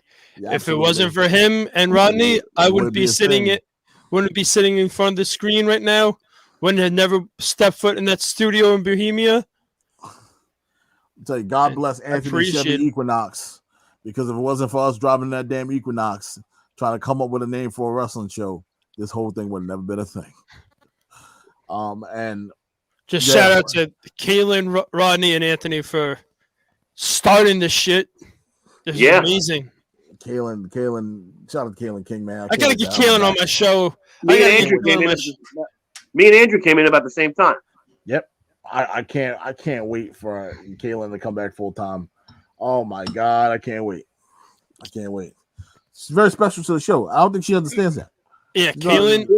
Me and Kaylin's rivalry. When I watched back a show when I brought up the whole when we were doing the mixed match challenge, and I said Oh. Shanti Foxes, and Shanti she went Foxx. down. She went down my fucking Throat. yeah, and said, "What does Shanti mean?" I was like, "Breathe in, breathe out, I just remember that. relax." He was like, I remember that. remember he was blowing into the mic. he was dying. Oh my goodness gracious! But yeah, those are some good times, man. I Yeah, won just- a gift card on air. I want You Anthony to did. just say, yes, he did. Stay big games. That was fun. I still haven't used that gift card. I was gonna bring it to that time we were at Applebee's. I think it's She's still expired, Andrew. That's No, like- it still says $10 on it. wait. That's like 3-4 years, 5 years old Yeah. now. Yeah. Damn. I looked it up. I went on the Applebee's thing. And you still have money on it? Yes, it still is the $10 original. Anthony said Kaylin was wrong for that. Shanti Foxes was the best damn name. It was a good name. And based on what we got, I think Andrew was on to something. Yes, he was. So I'll take Shanti Foxes over anything. But at the end of the day, Back to World War III. back to World All right. War III. Before you get to it, boys, I'm going to cut out. Thank you. Alrighty. I'll be back next week. No Hell yeah. problem. yes. All right. Andrew, behave yourself. You behave yourself too. Always. Always. Always. Mark, be good. Mike, I'll see Yes, you. sir. Rodney, peace. Peace, brother. All right. Remember, Enjoy. 7. Best promo ever, people. Yes. Check that Yeah. shit out. And man. and that was the co-host of BTB Live, Chris DeCarlos. You can catch him every Monday from 6 to 8. Flag on play. So moving to World War III. And Mitch, we know they don't expire gift cards because trust you're me, the king. He knows. Because you're the king of gift cards. He knows. He Can I also pick- talked. can- He also can I- talked about the Rumble in 15 with the Rock and Roman. What, 15 Ewing with Ewing, 15 Ewing. Ewing? Who's No. 15 Ewing? It's supposed to say seeing. No, he was right. Patrick Ewing was there. Patrick Ewing was there. He was in the Rumble. Celebrity guest. Celebrity guest. Patrick Ewing. Actually, that was the Rumble. If we could find the pictures, I'll show him one day of him hitting me over the head with a chair. Oh man, wasn't that the one where he passed out in the backseat of the car on the way home? Yep. Jen took a picture of him passed out in the back seat. That You was guys during were that stuck in- blizzard. Yeah, you were During the stuck in the blizzard. I remember being at church and I was like, Mike, you coming to church? You sent me the picture of Mitch passed out in the backseat. I'm Yo, stuck in the So, stuck in New Jersey. so we're on the way home. Okay. We're flying because there's no snow yet in Jersey. Meanwhile, I think a car spun out for no reason. It was weird. I don't know. We get to the Bell Parkway. And it took us 6 hours from the Bell Parkway. Yeah. Wow. Because for some reason, people stopped knowing how to drive. Yep. Yeah. And then I had to drive Mitch home. No, Mitch. It wasn't 3 hours, Mitch. We left early in the morning, Mitch. We got home. By the time I walked in my door, it was nighttime. Mm-hmm. I already had Sunday dinner by that time. Ooh. The Rumble was on a Saturday back in the day? No. Because Rodney said you're coming to church. And that threw me off. No, I asked him, was he coming to church? Oh. But he was not. He was at the Rumble. Okay. Yeah. And On the way to the Rumble. Then they sent me the picture of Mitch when they were on their way back of him sleeping in the backseat of the car. And I was like, yo, get back safe. Because at the time, he didn't have the Jeep. Yeah, he didn't have the compass. No, you didn't have the compass yet, right, Mike? No, it was. That's why I say he didn't have the Jeep compass yet. Yeah. So he was driving that hoopty. And I was like, yo, that blizzard looking crazy. That blizzard looking crazy. And he was like, nah, we trying to get back as fast as we can. This man didn't get back to like at least it had to be at least, I thought 7, 8 o'clock. There was definitely that. Like I said, we flew home because there was no traffic whatsoever in Jersey. And yeah, then I had to drive Mitch home to Wantor. Then I had to drive Jen home to Jericho, by the mall, by Broadway Mall. Then I had to go home. Mm-hmm. Damn, you had a fucking route. I probably should have just brought Jen back to the house and said, "No, you're staying here tonight." Yeah, because that snowstorm was crazy. I remember everything was canceled. I didn't even go to work. I was supposed to go. I was supposed to go to the Islander game that day, and the Islander game got canceled. And actually, I was stuck at work. Here's what's funny: is I was on the way home, and my manager called me. He's like, "Just so you know, we don't have work tomorrow." Meanwhile, I was off the next day anyway. Yeah, I was stuck. Can I use that? Can I use that day for Tuesday then? But moving on to World War III, we still got a few more matches left in the card. But by the way, Rodney, guess what? If I watched WCW back in the day, you know who my favorite tag team would have been? Who? The tag team that's that's in the tag team that's the next match. Oh, so you want to go there? Harlem Heat? Yeah, I think Harlem Heat would have been my favorite tag team back. Oh man, I thought you were gonna say the Amazing French Canadians. Hell no. No, but Harlem Heat, come on, man. Yeah, Harlem Heat would have been my favorite tag team if I watched WCW. If I was into wrestling back with Sherry. Yeah, I want to explain something to you guys. Harlem Heat. This moment with Harlem Heat for Sherry. Oh, that's black and blue. Vamped her career. Vamped her back up to where she was. The Harlem Heat, what she was able to do with the Harlem Heat was fantastic work. No one will give Sherry credit, but I'm going to give her credit. Because I felt like she added an element to the Harlem Heat that they needed. She was sassy. She was an older woman. So she wasn't some young, nice looking woman going out there her stuff. No, she wore a nice evening gown every time she was out there. She dressed like them. She was in the character. It worked. And Booker T always says working with her was a blast. It was so much fun because she got it. She understood what they were trying to do. She understood the assignment. Damn sure did. And God rest her soul. She was such a wonderful, Sherry was wonderful manager. And someone called her ballet. I think she was more than a ballet. She was a manager, man. And she was fantastic. But yeah, this tag team match was going strong until for 9 minutes and 14 seconds until Colonel Robert Parker decided that he wanted to get involved, and Sherry goes, "You know what?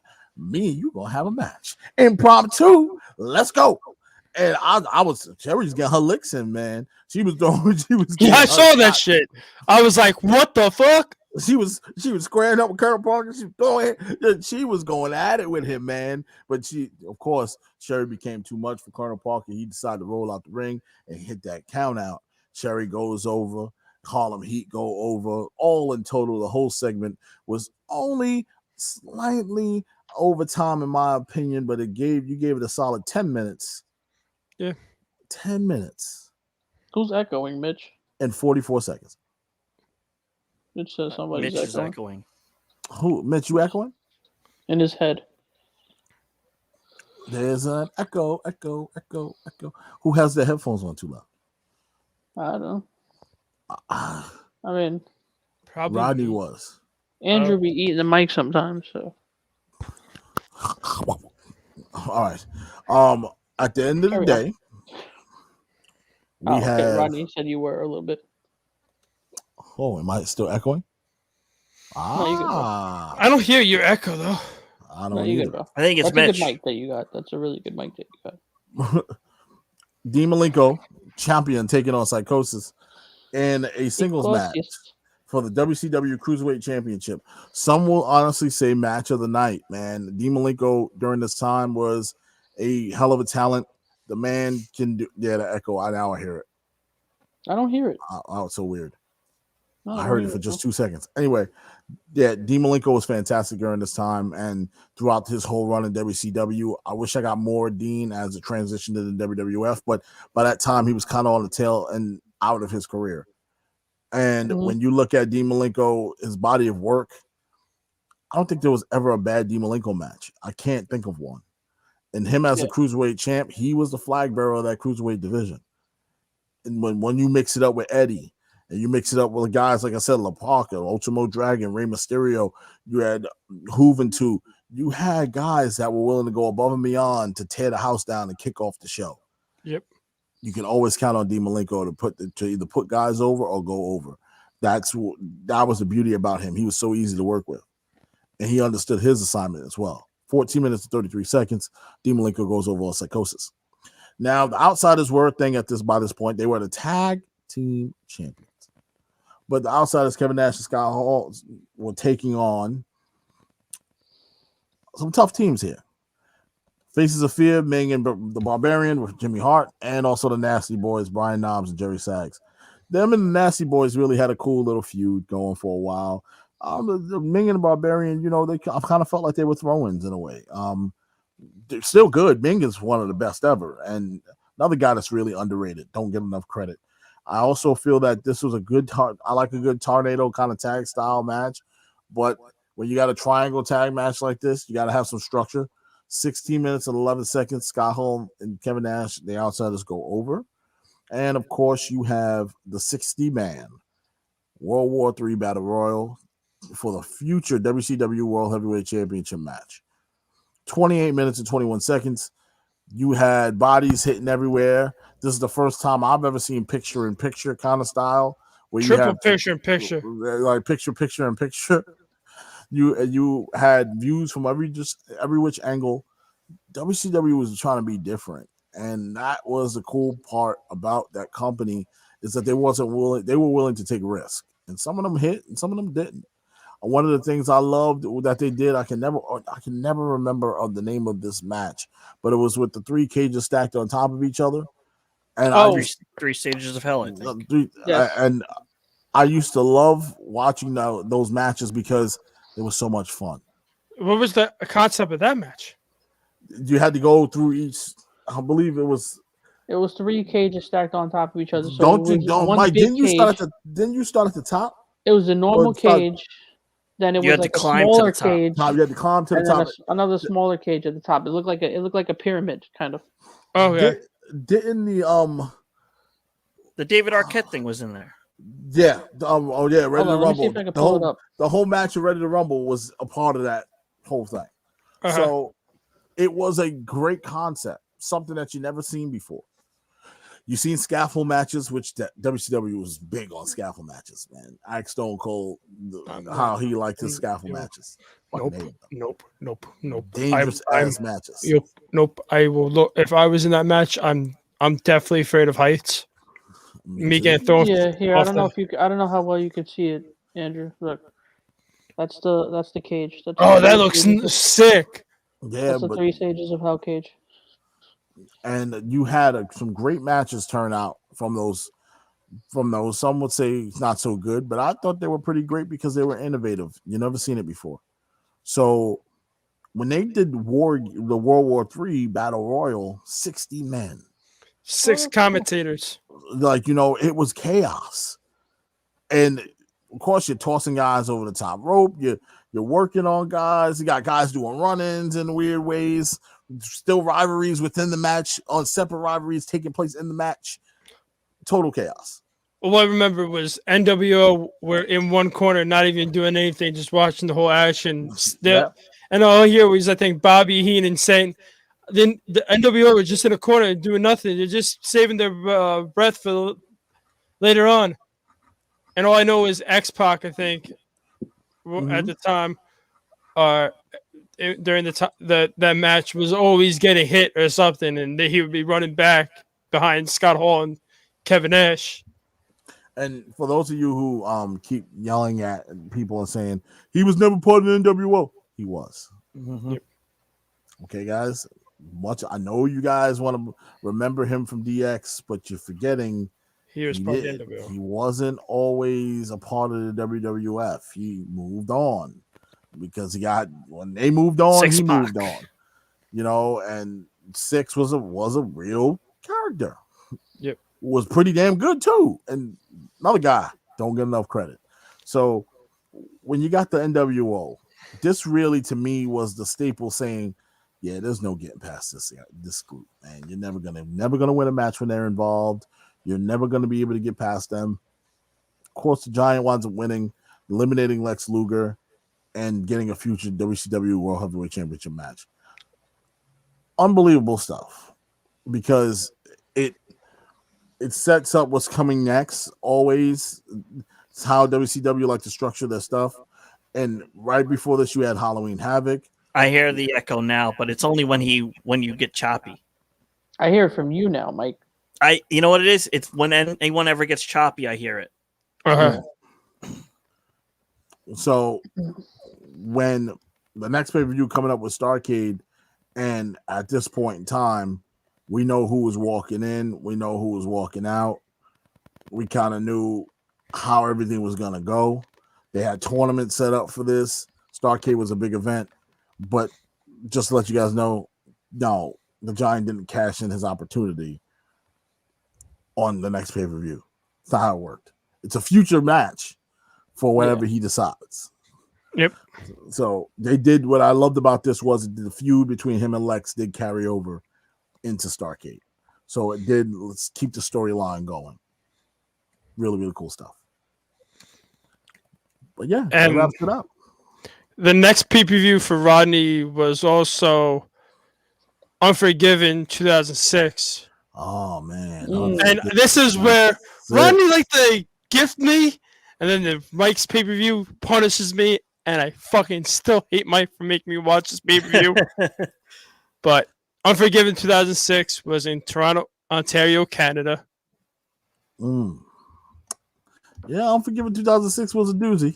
It was a doozy. Which one of the things was, I thought the Hell in a Cell match should have been like kind of, instead of, I know John Cena Edge TLC was big, but I think the Hell in a Cell match should have been the main event, because it was like, you never really, when's the last time you really saw the McMahon's like main event, a show? That's a good point.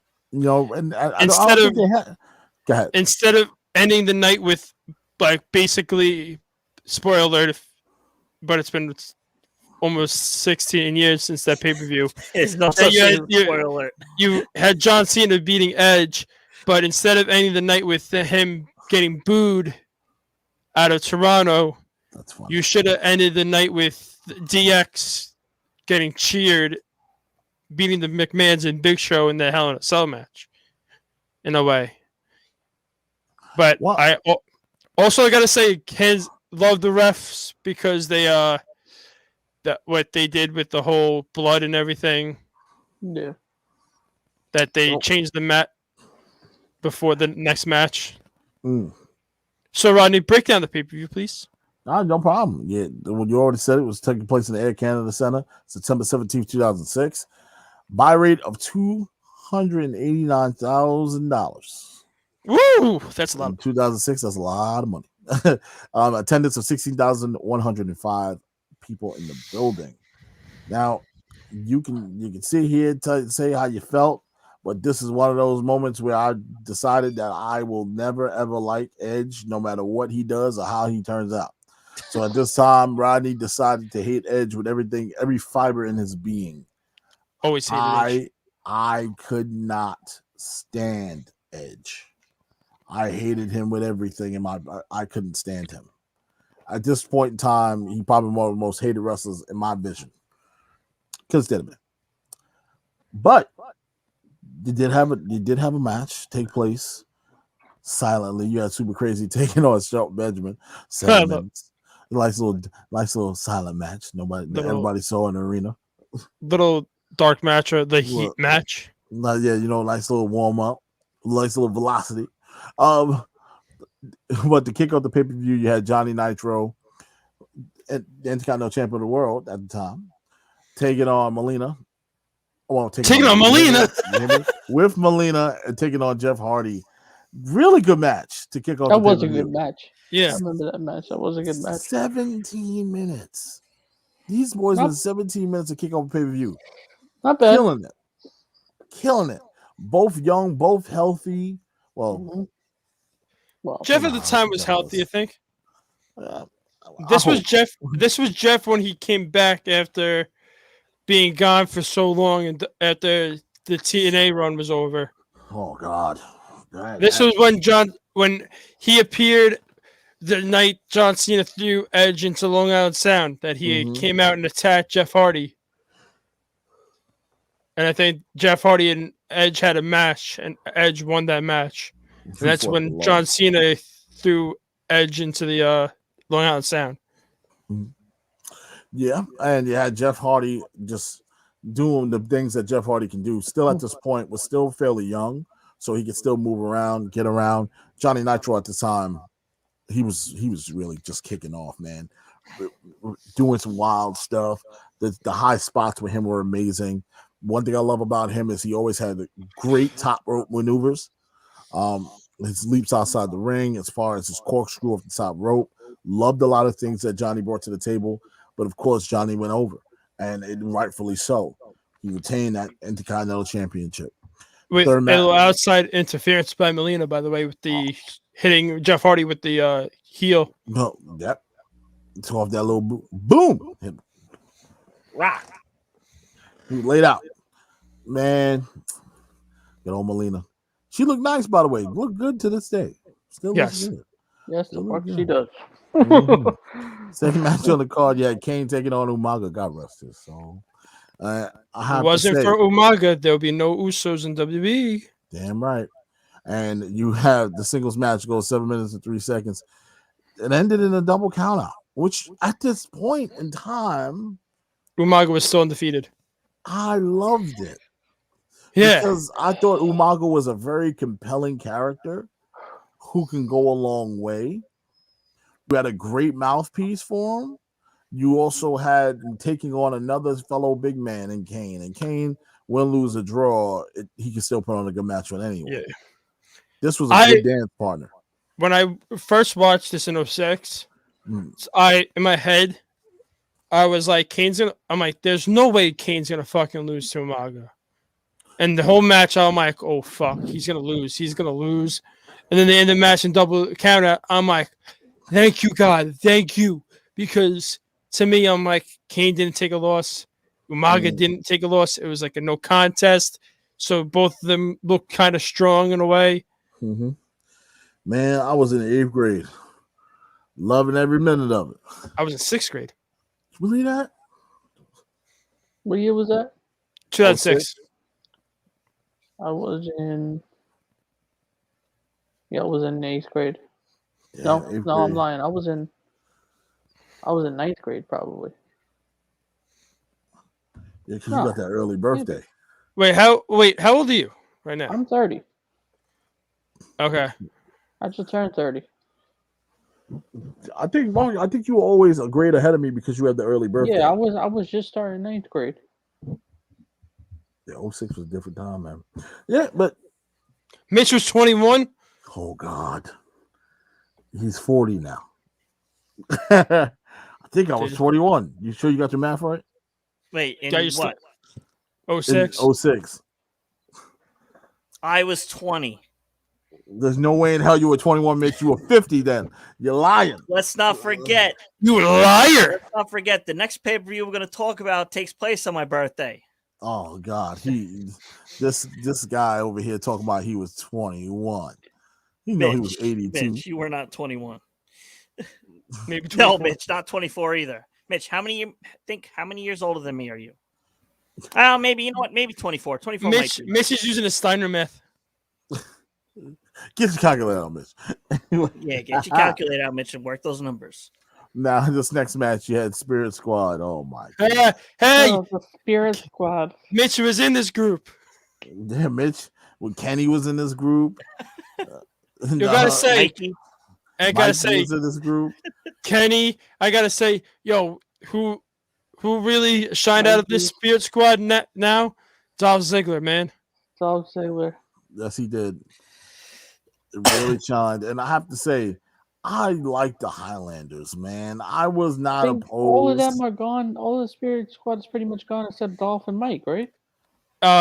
Kenny and Mikey actually wrestled for NYWC. You know what's a funny? couple years back, and they actually won the tag team championships from the Hounds of Hatred at the time, and they had the little feud, and then they won them back at the Psycho Circus. Yeah, you know what's funny is somebody, I don't remember which one, was the neighbor of my my friends in Patchogue. Wow. Wow. Mikey. Mitch. Mitch. No, but the Spirit Squad, of course, goes over and retains those tag team championships. You know they did the free bird rule back in the day too, so that's cool. So all 5 of them were the tag team champions. I think Spirit Squad was a great concept. I'm not gonna lie, and they paired them with the right people. You paired them with the Authority. Yep. You know, Spirit Squad. It was perfect. It was a perfect opportunity. It was like the Putties and Power Rangers, and you had to work the Putties. Oh God, working out let's with not talk about the fucking Putties, man. Jesus But that's what it was. I like your analogy, buddy. That makes me laugh. Now every time I watch a fucking Spirit Squad match, I'm gonna think of the Putties that fucking just get their ass kicked in the. It's walking like this. Why every time you punch, you kick a putty in the chest, they go flying 18 feet in the air. You know, look, or they explode. Oh my God.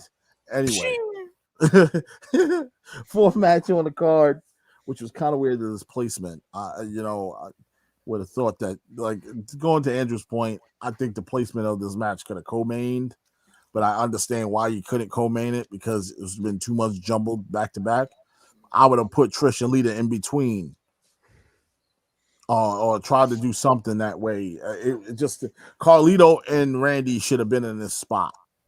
That's all I'm saying. Trish and Lita could have been in between, and then you could have had John and Edge close it out. But like D-Generation X, revamped DX, Fun DX, taking on Big Show, Mr. and Shane McMahon. 3-on-1 handicap match in Hell in a Cell, man. You couldn't get no better than this. Watching these guys bleed over the place. First time I saw a gigantic cast in my life. Yeah, I don't try to not vision that no more. Oh my God, that was terrible. My man had his whole face of homo. Look, anywho, tremendous how they were still able to have that chemistry together. All of them. Yep. No, Big Show was I won't say equalizer. He was the drama setter, man. And at this time, he was really tossing Shawn and Triple H around for Vince. It was amazing. It was amazing to see. But you love the build to this. This whole feud was fantastic between them. From the antics on Monday Night Raw. It all started with Shawn Michaels and God versus Vincent and Shane, and then all of a sudden it was the Spirit Squad coming out to attack Michaels and Triple H. They said Triple H, he was setting Triple H to go finish Shawn, and Triple H wouldn't do it, and both 2 of them took out the Spirit Squad. Then the antics happened with the plane, getting DX on it, on the headquarters. Them messing with the voice of him. Remember Vince loves cock? Remember that? Oh god. Oh my I love god, that animals. was great. I love animals. You hate dogs. I love dogs. You hate cats. I love cats. You hate this. You hate that. I love that. You hate cocks. I love cocks. What? When they did the impersonations of Shane, oh my god! 1 second. But continue. He goes, "I'm flying, Dad. I'm flying. Shut up!" He just hit the floor. That's mad funny. No, they did a tremendous job. That was when Sean and H really just was having fun. And at this time, they were transitioning into a more kid-friendly, but still TV 13, TV 14, but still they wanted to appeal to more kids. John Cena was big with the kids at this time, so more kids were looking at the product. Mitch, So what when the you fuck are you talking about? with DX, Did you see his comment? oh, who's Mitch, didn't H get a What? what? Mitch, are you all right? Mitch, are you okay? Mitch, you okay there? this is why he wanted to know about HBO Max. Something going on with him. I think he's don't watching the know. wrong thing. I think he's watching something else. He's He watching put on fucking DX. He late went to night go Google. Cinemax, bro. He went to go Google DX. He said, Watch it. Watch what? What am I Watch watching? what? Mitch? I'm not watching what you watching. We don't want no part of that. All right. It sounds like you're watching a whole different WWE. You Googled the wrong DX. You probably Googled one D night. triple No, X. Yeah, you. What the fuck did I just read from Mitch? No, he thought he was watching Triple S with Vin Diesel, and he The got 4th of something else. July barbecue. I gotta say, A 4th of I've- July barbecue. What are you talking about? Mitch. Okay, so oh my god. speaking of the whole DX thing, I got this action figure and this T-shirt. Pull it back a little Wow. Oh man, there's a sign. bit. There you go. No, You never opened it? never opened it, and it says Vince Oh. loves. And this T-shirt came with it. It says Vince likes, and it's a picture. Of the chicken, Yeah. of the rooster, I should say. Anyway, anywho, we're moving on because Mitch is weird. Man, I shouldn't have said nothing about Peacemaker. See, I set the tone for the show. I ruined the whole thing. That's gonna be the Now title of it. Oh my god. Peacemaker sets it off. Like, I shouldn't have said nothing. I should have just left it alone. Gonna have to change the name of the show to Behind the Curtain. Yeah, literally. I have to not once the clock strikes 8, we Behind go behind the closed curtain. doors. Behind closed doors. You have 25 minutes and 4 seconds. DX goes over on McMahon's and Big Show. Trish and Lita go at it. At this time, Lita is the champion. You deleted the comment, but we don't know what Mitch. What? Mitch said I deleted the comment. We still can see it. And anywho, I'm not gonna even acknowledge. Behind closed doors with Andrew's hotcakes. Behind the Yo, forbidden door. Knicks are losing by 10. Jesus. And they're gonna ruin this parlay. No. Well, here's what's funny though, Rodney. They already gave us the money for the spread one. Oh yes. So 200 points. Trish defeated Lita. And by submission, singles match for the women's championship. This was Trish Stratus' last match of her WWE full-time career. And it went 11 minutes and 34 seconds. I wish they would have went longer. It wasn't they a bad could've match, though. They could have went longer, but it was also, I think it was a cool storybook ending to Trish's career, beating Lita. Like, both of them are best friends. Mm-hmm. And literally, I watched the Ruthless Aggression episode of this about the whole her saying that she was retiring and everything. And it was a pretty good Ruthless Aggression episode. I remember Bruce Pritchard saying that when they covered Armageddon 2006. I said Armageddon, you hear me? Unforgiven 2006. Damn, Armageddon. Wow. She turned around and said that she was retiring, and Bruce didn't believe her. He didn't believe her until she walked into Gorilla after the match. she came out there crying, and then he gave her a big hug. He cried, and he goes, I remember the day she signed her contract, and I remember the day when she decided to walk away. And he goes, I felt that it was too early. I felt she still had more to give, but I understood why. She wanted to start her life. She wanted to start a family. She wanted to be a regular person. Mitch, why are you saying links in here? What is going on? What is happening? Well, all right, Mitch, you're just getting weird now, man. Rodney, I sent you a video. I don't want to see the video. What you watching? Yeah, I don't want to comment you made. I'm just gonna leave it alone. I don't know what you're talking about, man. Now you're making me feel weird. So very sad stuff. Randy Orton defeated Carlito in a singles match for 8 minutes and 41 seconds. I'm surprised we got that long. With a wicked RKO.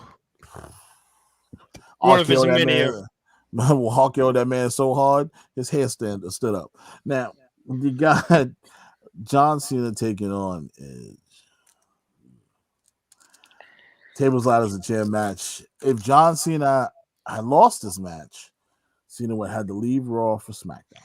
Which I kind of, in a way, I wouldn't have mind if Cena lost this match, because I'd rather have seen him back on SmackDown. Because I was not a big Raw fan back in the day. Like, I was more of a SmackDown. Really? I thought John Cena.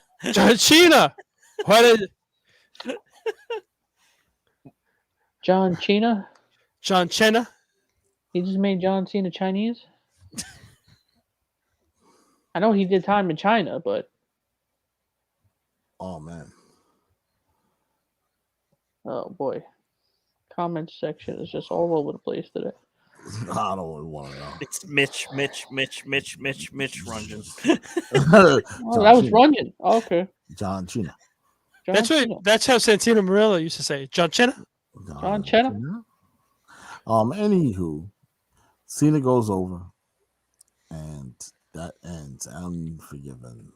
But that ending, though, is crazy, though. And apparently, according to John's, this is the one of the things for John Cena's like DVD, and apparently, according to John Cena's father, after that match, John Cena came to him and literally said about, I didn't want to do the table spot.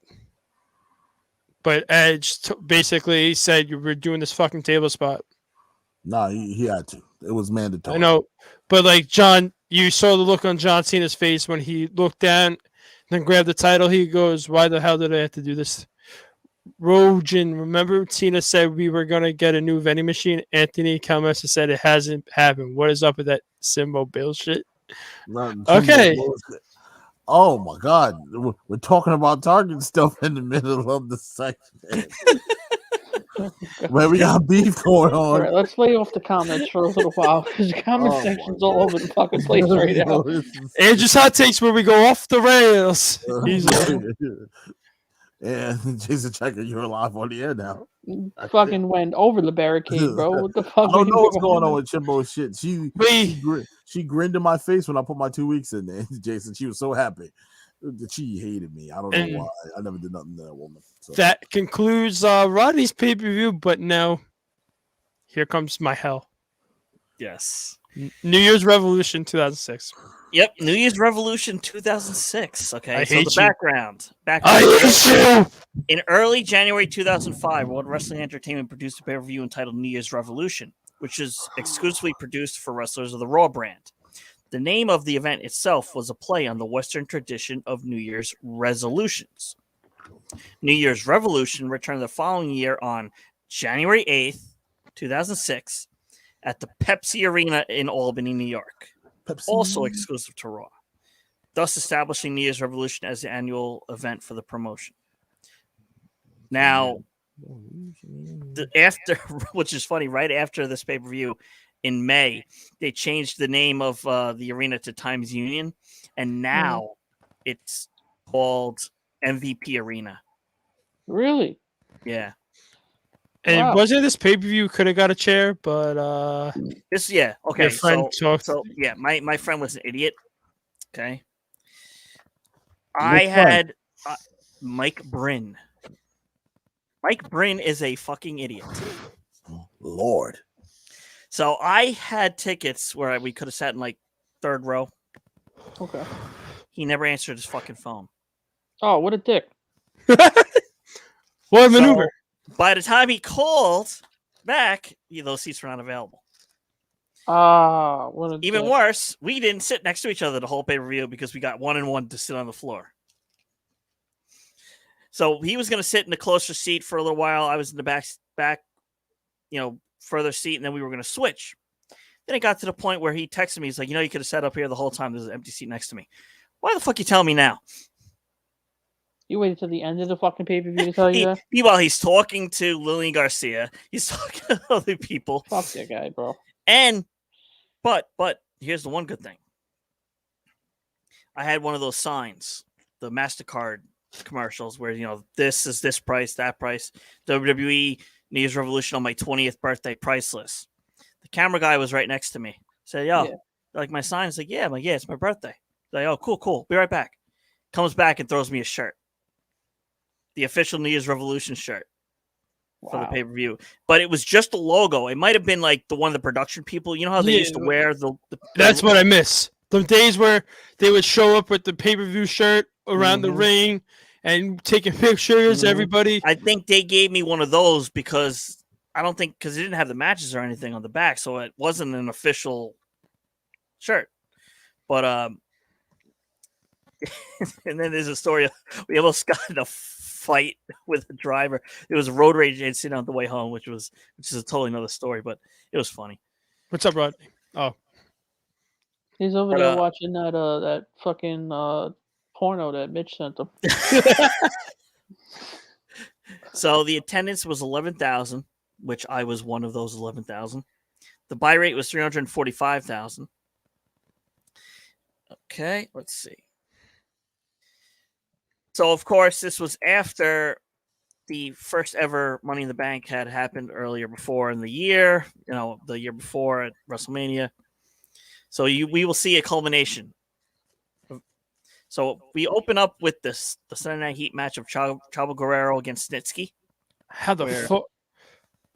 Chavo beats Snitsky in 4 minutes and 18 seconds. How the fuck does that happen? So the first real match of the night.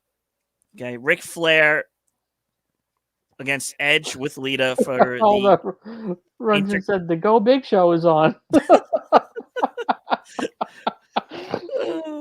For the Intercontinental Championship. This match went 7 minutes and 17 seconds.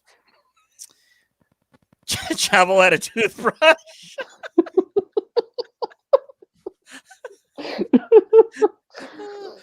So Ric Flair wins the match and keeps the title by disqualification. Little do we know is Edge had bigger plans on for the night. That's why he got himself disqualified. I think he even mentions that later on. Yeah. In an interview, I believe. The second match was Trish Stratus and Mickie James for the Women's Championship. That was a good match. Trish Stratus wins in 7 minutes and 18 seconds. And then we have Jerry Lawler defeating Gregory Helms in 9 minutes and 32 seconds. What? We hear a little one. Hello. Hello, Angelica. She said hi. How are you doing? She's so good. She's so cute. So the next match was Triple H against the Big Show, where Triple H wins in 16 minutes and 11 seconds. Not the Hurricane, but Gregory. Yeah, he was Gregory Helms. He wasn't the Hurricane. He was not the Hurricane yet. Mike. Greg Helms. Mike. Hi, Angelica.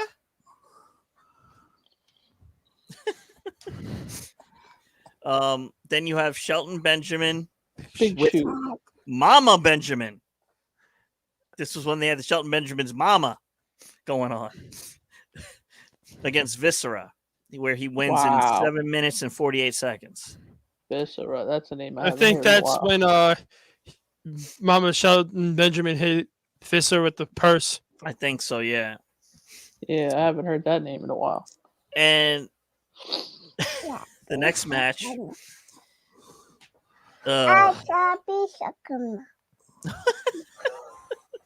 Oh, Was a bra and panties gauntlet match.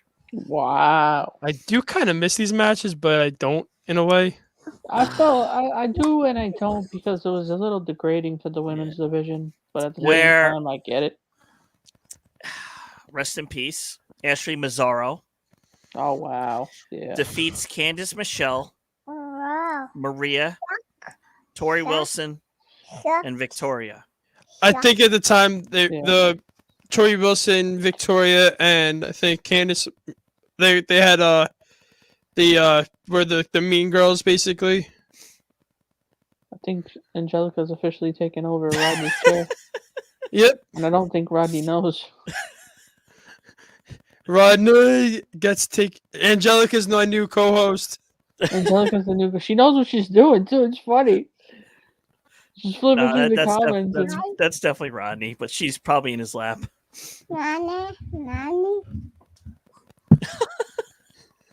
Angelica. So the main event.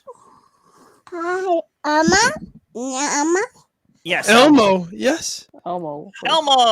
Hello. Definitely in the match. Hi, Angelica. Angelica's a new podcaster. Let's go. Hi, Jody. Say hi. Hi. Hello. This is Mike and I's goddaughter, Angelica. Weekly appearance on Andrew's Hot Takes. Shout out to my niece, y'all. Better say hi. Oh, I still have to meet because I have not officially met her yet in person. Has been you would think. So the main event of the evening in an elimination chamber for the WWE Championship. She is too cute, man. Oh, by the way, that broad panties gauntless match was 11 minutes and 1 second. 11 minutes and 1 second? Yep. It was a gauntlet match. I can tell. So you got, I'm going to say who's in the match before anything. So you have Carlito, the birthday boy, Chris Masters. Dewdrop versus Nylander Rose. Nylander Rose. Oh, man. Does she look like a Highlander? Oh, Jesus Christ. Shawn Michaels, Move face paint. Kane, and Kurt Angle all lose to the man known as John Cena.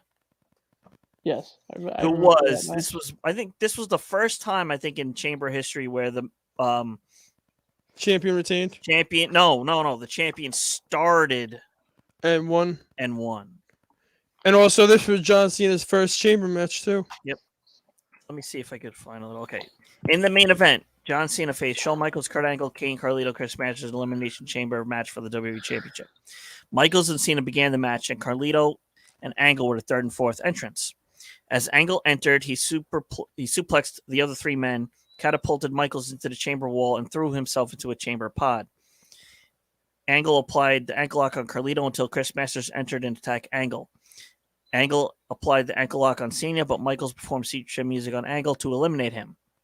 Kane entered the match and executed choke slams on all the participants. Carlito and Masters formed an alliance, double-teaming Kane to eliminate him. Michaels performed a diving elbow drop and sweet chin music on Cena, but Carlito executed a rolling cutter and pinned Michaels to eliminate him. Masters performed a DDT on Cena onto the chamber floor. Carlito and Masters attacked Cena, and Carlito ordered Masters to apply the Master Lock on Cena. Masters did so until Carlito turned on Masters, attacking him with a low blow. Carlito rolled up Masters to eliminate him, and then Cena rolled up Carlito to win the match and retain the title. John Cena bloody too. Yeah. So here's what's funny. So Bryn and I are getting ready to leave, and we're on one of the sides now, and then all of a sudden, Vince McMahon's music hits. And we're wondering what the heck is going on. He's like, nobody's going anywhere yet. Raise that chamber. And of course, he said there's another match. This individual is cashing in his money in the bank contract, and then all of a sudden, here comes Edge, cashing in his Money in the Bank. Edge spears John Cena for a near fall, Rodney's face. then spears him for a second time to win the title as the first ever cash in of the Money in the Bank in 1 minute and 46 seconds. He couldn't beat him in under a minute. But the funny part about this is as Bryn and I are going back to the car, we hear something going on. And we're in like the garage, and we look over the outside of the garage, and down there is where I think they were doing the interview with Edge and Lita afterwards. Oh wow. And we're all screaming down there, and he's talking shit. It was great. That's cool, man. And then of Yes, course we know you hated him. we know what happened. We know what happened the next night in the ring with Edge and Lita. Live I sex see. celebration. And I see you mouthing the words, Rodney. So yeah, that was My punishment. your punishment. Well, next Your week you punishment. get your So next week, Mike texted me and Rodney that since we did New Year's Revolution today, we were covering I covered all the basic the pay-per-views that we were supposed to do back when we were supposed to, but we got sidetracked with everything. But next week we'll do 1 hour of Raw and the Raw and SmackDown stuff, and then the last hour we'll be doing the Royal Rumble 2008 watch along match. Just the Rumble, right? yeah. We'll Sounds do good. just the Rumble. What we'll do is we'll go over the Results. results of the other matches, and go right into the Rumble. And good. Rodney will give you the timestamp to put the Rumble at, and he will tell us to press play. I will be having my mic muted, so no feedback, and I'll probably have my new mic, so there's going to be no feedback. Yeah, the Damn reason- right you will. And the reason why I suggested this is because the Rumble will only be a couple of days away. And So what what a way to prepare by watching a Rumble. And before we go, I have a quick AEW hot take that I did want to bring up. I should have brought it up earlier. I don't know why I didn't, but can we talk about Shawn Spears for a minute? 10 seconds. Can we talk about perfect Shawn 10. Spears? You You only got Was 10 it seconds. 10 I thought it was 17 seconds. No, it's 10 seconds. Fastest But- match in AEW history. 10 You only got 10 seconds. seconds to Fastest talk match about in it. AEW history. I don't feel like Shawn Spears has been shit since Shawn Michaels kicked the shit out of him. I feel like Shit. Shawn Michaels literally What's your ruined name? that man's career. No, he kicked Stan. He kicked kicked Stan. Shawn Spears. He kicked Stan. He kicked him into Shawn Spears. That's And Can we finally admit though that not everybody that goes to AEW is better off in AEW? Well, Yeah. yes, he's Shawn literally Spears is the prime He's fucking the champ. same fucking guy that he was as Ty Dillinger in WWE. A jobber, a groupie kind of guy. Some other people are the same, for And- now until we can see others. And also, I want to talk about the fucking asshole MJF in a way. He literally said to Wardlow that he's sorry, blah, blah, blah, but the only way you can make it up to me is be face of the Revolution and win the TNT Championship. Meaning that if Wardlow wins, MJF gets the TNT Championship. No. Wardlow's going to turn on you. Yes, it's gonna be the breakup. The pinnacle's over. It's gonna happen. well. Before we wrap up, I want to tell you guys a story about Baby Austin, man. A young man that could use all of our help right now. So, guys, there's a link that's going to be in the comment section. I'm gonna drop it in right now, and in that link, you'll find all the information you need about Baby Austin and why it should be a good cause to donate to. He is a young man that was born, but a young man that was born with an unilateral right side lip palate cleft, and what that means is he has a cleft lip. And his parents are two wonderful people who are very, very close to me and good friends of mine. He also has an older brother named Jackson, and it comes kind of difficult to take care of two kids, especially when one child has a lot of needs. And after he has surgery, he's going to need a lot of special help. So they decided to start a GoFundMe, and we're doing everything we can to help them reach their goals. So, guys, if you want to you're feeling nice, you're feeling great, go to that GoFundMe right there. Write that link right there inside the comment section, and just show some love, show some support. Whatever you can donate, you're more than welcome to. They will greatly appreciate it, and I greatly appreciate you guys. And from all of us with the BTB family, Yep. do all you can to give and do all you can to help. We are running this for as long as the GoFundMe is up, right? Yep, absolutely. Until they reach their goal, we're going to keep running it, and we're in full support. We love you guys, Alyssa and Kyle and Jackson. We love you all over here at the BTB family. So keep it going, guys. Let's help them reach their goal. Yep. So with that being said, I'd like to thank my co-host Michael Iceberg Steinberg, or Michael Rosenberg, my producer Rodney Harris, my guests Mark Ray and Chris DeCarlis. Also, I'd like to thank my commenters Runjin, Mitch, Jessica Hoffman. I gotta thank Jen for commenting. Christopher Brown for commenting. I got to thank everyone. Also, the creator of Behind the Barricade, one of the creators of the Behind the Barricade, the new proclaimed hater, Anthony Carragher, for joining the show. But we'll be back here next week for another fun, wild episode of Behind the Barricade presents Andrew Hot Takes. And get your popcorn ready, and let's get ready to rumble. Run said, "Woo, I was first this time." You were the first commenter too, but love you guys. Thank you guys for coming. Peace.